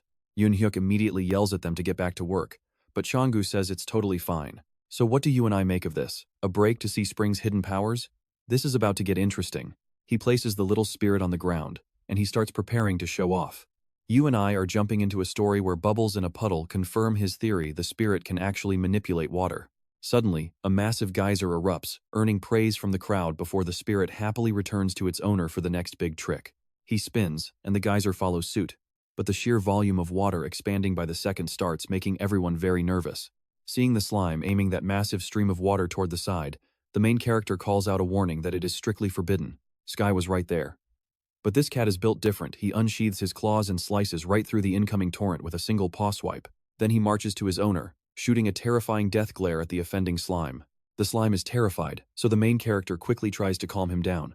He explains that while Sky is usually chill, he gets incredibly creepy when angry, so the slime better watch its step next time. After seeing Sky's menacing stare, he picks the cat up and tells the crowd to scatter. Finally, some peace and quiet. While Sky sniffs some mint in the bushes, the main character wonders if the fire is finally out. He asks Spring for a drink of water, but then the system suddenly pings him about his current block ownership rights. An error message pops up, making him wonder if the system finally broke. He already knew it was pretty unstable, but what did he actually understand?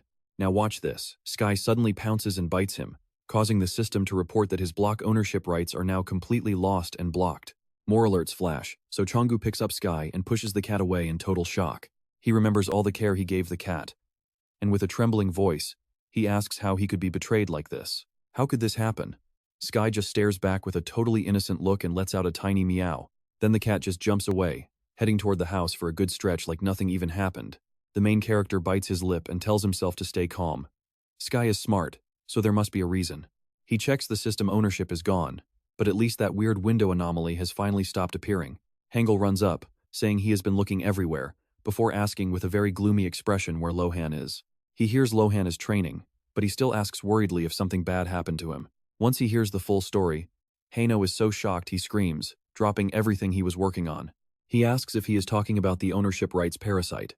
Let's pause here. This parasite is one of the 7 plagues, just like Sky. The main character smiles and asks him to explain more about it. He knew nothing. Was he really training in total seclusion? Think of it like this. If Block A is infected, anyone who buys the rights to it becomes a carrier too. If that infected person buys another block, that new area immediately gets hit with the same infection. This cycle repeats forever until everything is wiped out. The parasite spreads fast and is completely invisible to the eye. It is nearly impossible to spot, and by the time you realize it is there, you are finished. He asks what happens to a block once the parasite takes over. It loses all functions and buffs, and every single passage is blocked. Even his previously owned blocks are now infected. He sees 90 rights left. If those are still safe, does that mean Sky was only eating the infected ones to save him? Obviously, the cat would not just devour rights for fun. He grabs his pets and asks Sky if he is right, before using abundance on a mint bush to clear a path. Every block connected to the city has vanished. Other forces were there when he bought rights near the city. He asks if there is some kind of insecticide for this parasite. Hung says it is not that simple, it is a disaster. So how did people handle it before? He thinks it over and says there are ways, but there is no reliable data on how they worked. Travel between territories will be severely restricted now. Suddenly, the hamster gets frantic and starts thumping on Changu's chest, but he tells the little guy he is busy. But the hamster impersonates the goddess, making him panic and shout if something happened to her. Meanwhile, the goddess is just acting bored. Doji tells her not to worry, while Arably calls the apostle useless, and says they should focus on the goddess. They heard about a cat in the neighboring block. When the apostle returns, they will have to set him straight. The goddess is upset she was replaced by a cat, and trust me, what happens next is absolutely insane. Alright, you and I are about to see Ari face a terrifying voice from the rift that wants a snack. Hearing the word snack, Doji instantly perks up and starts hunting for some delicious treats. Ari snaps back that the monster is talking about him, not food. The goddess gets nervous and threatens the beast, but it just laughs. Ari boldly declares that the monster will regret coming here, while Doji tells him to stop using food as bait. They rush forward to attack, and the goddess desperately tries to pull them back. She shouts that they are outmatched, but these two are way too confident in their own power. They transform and pounce, shouting that he is finished while landing strikes that are honestly pretty weak. Ari goes all out with a massive fiery tornado strike. He does not realize his form is fading, and the monster counters with a massive explosion that sends them flying. The goddess rushes over, worried sick, and looks at the creature with total despair. It feels like the end. Those points the apostle worked so hard for? It looks like it is time to spend them. Now pay attention, because Lohan arrives just in time. He drops from above with a crushing blow that triggers a massive explosion, sending a shockwave through the entire area. The goddess looks up in awe and terror, realizing they only survived thanks to this mysterious swordsman. He approaches her and gives a polite bow, which leaves her completely confused. He pulls an apple out and sets it down. Doji, catching that sweet aroma, begins to stir. He wakes up and starts yelling, telling him to finish off the monster before doing anything else. But the monster is gone. The goddess tells them she is now heavily in debt to this brave swordsman. Since he is a friend of the apostle, she trusts him. Meanwhile, our main character is already rushing back. He calls out to them, voice full of worry, asking if they are okay and what happened. Ari flaps his wings in a rage and screams, asking how they could be okay and where he was. Seeing Ari cursing and Doji eating apples, he knows they are fine. Lohan really saved the day here. He bows and thanks him for the help, and Lohan explains that a parasite of ownership appeared to interfere, so he cut it down. Changu says this block was lucky. At least one problem is finally solved. You and I might think it is over, but Lohan says that is not true at all. This? It was only the beginning. That parasite is going to return.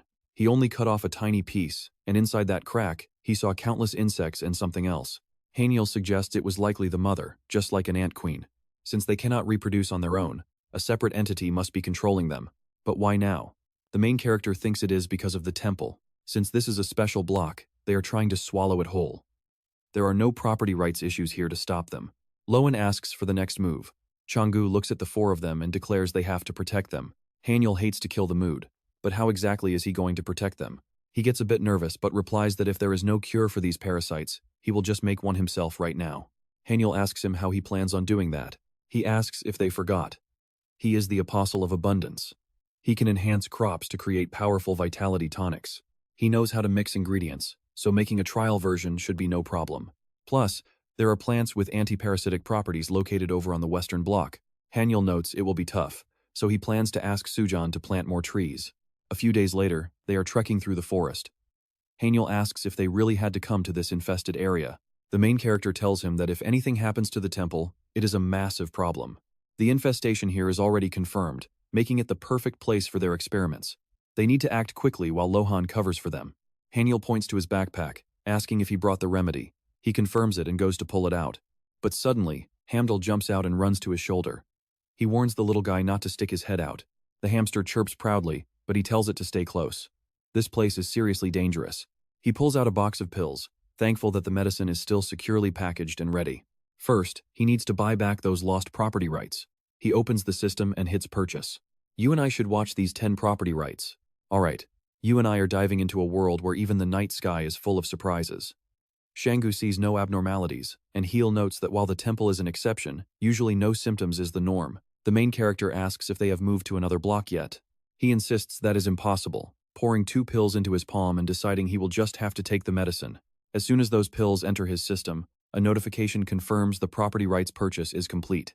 He is glad it actually worked. The system had glitched before, causing him to lose his property rights entirely. Haniel notices a definite reaction and pulls some sticks from his pack, planning to quickly apply a parasite remedy to the entire block. He jams the sticks into the earth, but Han worries if he has set the heat way too high. With a confident grin, he says that if they are doing an extermination, they need to do it thoroughly. He lights the sticks on fire and begins to observe what happens next. The effects should be there even if they are not totally wiped out. Suddenly, Hung spots the new weapon on his belt. He explains it is a transforming sword, a special gift he managed to get from the alchemists. It can even shift its strike path in real time. The durability is low, but he feels it fits his style perfectly. He thinks to himself that a decapitation cut works the same way regardless. Now, pay attention, because a massive portal just ripped open right behind him. Hanul shouts a frantic warning, but he turns around wondering if the threat just vanished into thin air. He expects a monster, but some weird fleas jump out and land in the most awkward way possible. He stares in confusion, wondering if they always looked this harmless. These things look way too weak to be a disaster.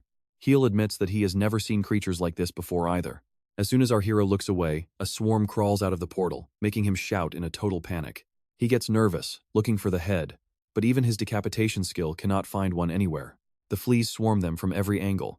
Hung realizes the danger and orders Changsu to fall back and cast magic. Right before their eyes, the fleas merge into one massive beast and lunge straight for them. The main character triggers his decapitation skill, using the system to find a weak spot and striking it hard.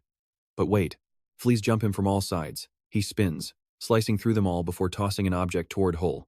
He figured this trick out back when he was hunting the immortal demon. You and I both know things are getting wild when he literally throws a hamster right onto his face. Changsu tells him to watch it as they prepare for a new wave. These monsters have finally grown heads. He keeps his sword moving, darting back and forth. Hanul is just glad this guy is on their side. Soon, the fleas are all dealt with. He finally sits down to catch his breath and sighs in relief. Han praises his work as the rift begins to fade, but the royal essence is still nowhere to be seen. It seems the medicine was not quite as effective as they had hoped. Hangul points out the medicine is working, but it cannot solve the entire problem alone. He kills the surviving flea with just a wave of his hand, sitting down next to Changu and admitting that perfection is impossible. The man tells him to stay positive. Even seeing these things is an unprecedented event. He needs more confidence. Since he ordered new anti-parasitic plants, using them together should yield a much better result. The main character is grateful for their support. He stands up, noting that Sujin should be arriving soon. Maybe she got held up. Parasites will hit other blocks eventually, but Hang says she is coming. Suddenly, Sujun's voice rings out from nearby, and she is not coming alone. She runs up, apologizing for the delay. She asks if everything is okay before happily greeting the apostle too. The main character asks about her companion, who reaches out and says they finally meet. She had introduced herself before, right? This is Edwin Paracel, an alchemy employee who manages the water dungeon. He introduces himself in return. She is glad to see him, but he wonders what her business is here. She tries to explain, but Sujan says they just bumped into each other on the road. She does not know the details, making him even more suspicious of the whole situation. And that's where we leave it, with Edwin asking for a job. Why would she ever leave alchemy for abundance? Alright, you and I are diving into a story where science meets pure danger as she insists on studying a brand new water spirit, regardless of the risks involved. She caught his drift immediately, and told him there was absolutely no need to worry. Plus, she had alchemical gear to deliver. He realized getting to this remote spot was no easy feat. This was a massive step for her. She beamed, saying she couldn't stand to miss even 1 second of the spirit growing. In reality, her very soul was screaming for a chance to break free that day. He respected her drive but had to ask. Since she's a scientist, she wouldn't try to slip him any weird potions, right? She promised no crazy experiments or dissections. She was strictly there to observe and learn from a distance. The poor hamster got spooked by the talk and scrambled to hide under Zhang Yue's clothes. Zhang Yue agreed to let her stay, but with one condition. She had to take full responsibility if anything went south. She thanked him excitedly, thrilled just to have food and shelter. He reminded her he still needed those research results, which she happily accepted. He couldn't help but wonder. She showed up at the perfect time and was willing to work for free. Now, you and I have to wonder if she's hiding something, but for now, he's got no choice but to hire her. Creating a cure for those parasites was the top priority. He laid out the job offer. They would hammer out the details once things settled. Then, he turned to Sujan to check on the ingredients he had requested. She pulled out a heavy bag and revealed the haul. It was packed with fresh garlic, wormwood, and plenty of cloves. If someone actually swallowed this stuff, the effects would be impossible to ignore. Hungu was baffled. Was he really planning to fight a natural disaster? Could that thing even be called alive? Edwin asked what the plan was. He explained he was crafting a cure for the infamous parasite of ownership. She gasped in shock. Isn't that one of the legendary 7 plagues of this world? He confirmed it and said her research was key to the cure. He asked if she could handle the task. She was all in. Research and data analysis were her bread and butter, so she told him to trust her. While they talked, Sujan hesitated. She finally spoke up, mentioning that Chastity had sent a formal invitation. They wanted to apologize, promising to fix his certification and get back to buying his goods. He was skeptical. Could he even enter human territory with the parasite quarantine blocking all the main passages? She assured him that a chastity invitation was basically a golden ticket through the blockade. He asked about going back, but she looked nervous. They even petitioned Apostle Hein just to get her reinstated. You and I can see right through this. Their fake politeness is just a cover, and Zhang Yue is totally disgusted by it. It was obvious they were just trying to stall his production of potency products. Seeing her worry, he realized this was weighing on her. He stepped closer and told her to brighten up. At least she kept him in the loop. She beamed a smile at him, feeling relieved by his kindness. But then she dropped a bombshell. Rumors were spreading that anything from human territory could be crawling with parasites. Zhang Yue scowled, asking if this was also part of Chastity's scheme. It was hard to tell. Plenty of other factions hated their monopoly on those valuable imperial apples. Meanwhile, Edwin was completely lost in the conversation. Sujan warned that the grumbling was getting louder. Zhang Yue didn't hesitate. It was time to move out immediately. They would regroup at the Western Bloc. It was finally time to wipe those parasites off the map. Sometime later, Edwin's research took a wild turn. She screamed so loud that a skeleton lost its head and started chasing her through the woods. She stared at the water spirit, fascinated. She had never seen anything like this before. A water spirit in the form of a slime? Usually, these things were supposed to be humanoid. He introduced himself as Spring and asked about the slime benefits. She pushed up her glasses and simply said, "Cute." She was so dead serious about it that he actually felt a little bit creeped out. He told Spring that she just wanted to observe him for a bit. Spring gave a small nod, making her super happy. He really gave her permission, right? First, our main character wanted to talk pay. She only asked for a bed, but he insisted on a minimum wage of 1 imperial apple a day. 1 apple is worth 200,000 gold, which is plenty, but you and I know the temple is still strictly off limits. This is where she will live and eat. Looking at the skeletons, she cheered. Right here. Trust me, things get weird fast. Terrified, she hid behind Sujan, crying out because the entire place was filled with nothing but creepy skeletons. The girl kicked her away, while the skeletons actually felt awkward because her praise was making them blush. Yunyuk brushed them off immediately, but Edwin couldn't believe they were expected to live alongside such bizarre injustice. She begged Changu to rethink this, worried that staying here would give her nightmares every single night. He explained their paths were different, but since they all served abundance, there was no reason to fear them. They were paid professionals, and honestly, if you got to know them, they were much nicer than they looked. She let out a heavy sigh, realizing she had no choice, just as a small cat began to approach her. She was thrilled to see such a cute animal, but this little cat was anything but a normal house pet. As she reached out to pet it, they panicked. Now watch this. Chong-su explains that Sky is actually an apex predator. She jumped back in total shock, screaming, "Wait, so this cat is actually one of the 7 disasters? Why was it even here?" He looked away awkwardly, admitting it was hard to explain, but promised it wouldn't attack. Edwin stood there in pure shock. Where on earth had she actually ended up? A place housing 2 of the 7 disasters at once? What kind of office is this? She looked at Sky and begged for help. 2 weeks later, let's check on Chong-su. He was busy hunting parasitic fleas with his master sword, using the blade like a spring to launch high into the sky. As always, his loyal friend Hamdall was right there. High above the ground, he told his buddy to hold on tight. Then, he dived straight into the swarm of fleas, swinging his blade to decapitate every single one of them. Once the dust settled, he sighed with relief. Today marked his 100th successful reclamation of property from the monsters. The anti-parasitic substance he and Edwin developed prevents owners from losing land, offering a real cure for the infected. Next, he needed to refine it for the blocks. But suddenly, a rift tore open behind him, putting him on alert. Massive paws reached out from the rift as he let out a nervous, jagged grin. He told the beast they finally met. "The royal specimen was here, and trust me, you don't want to miss this."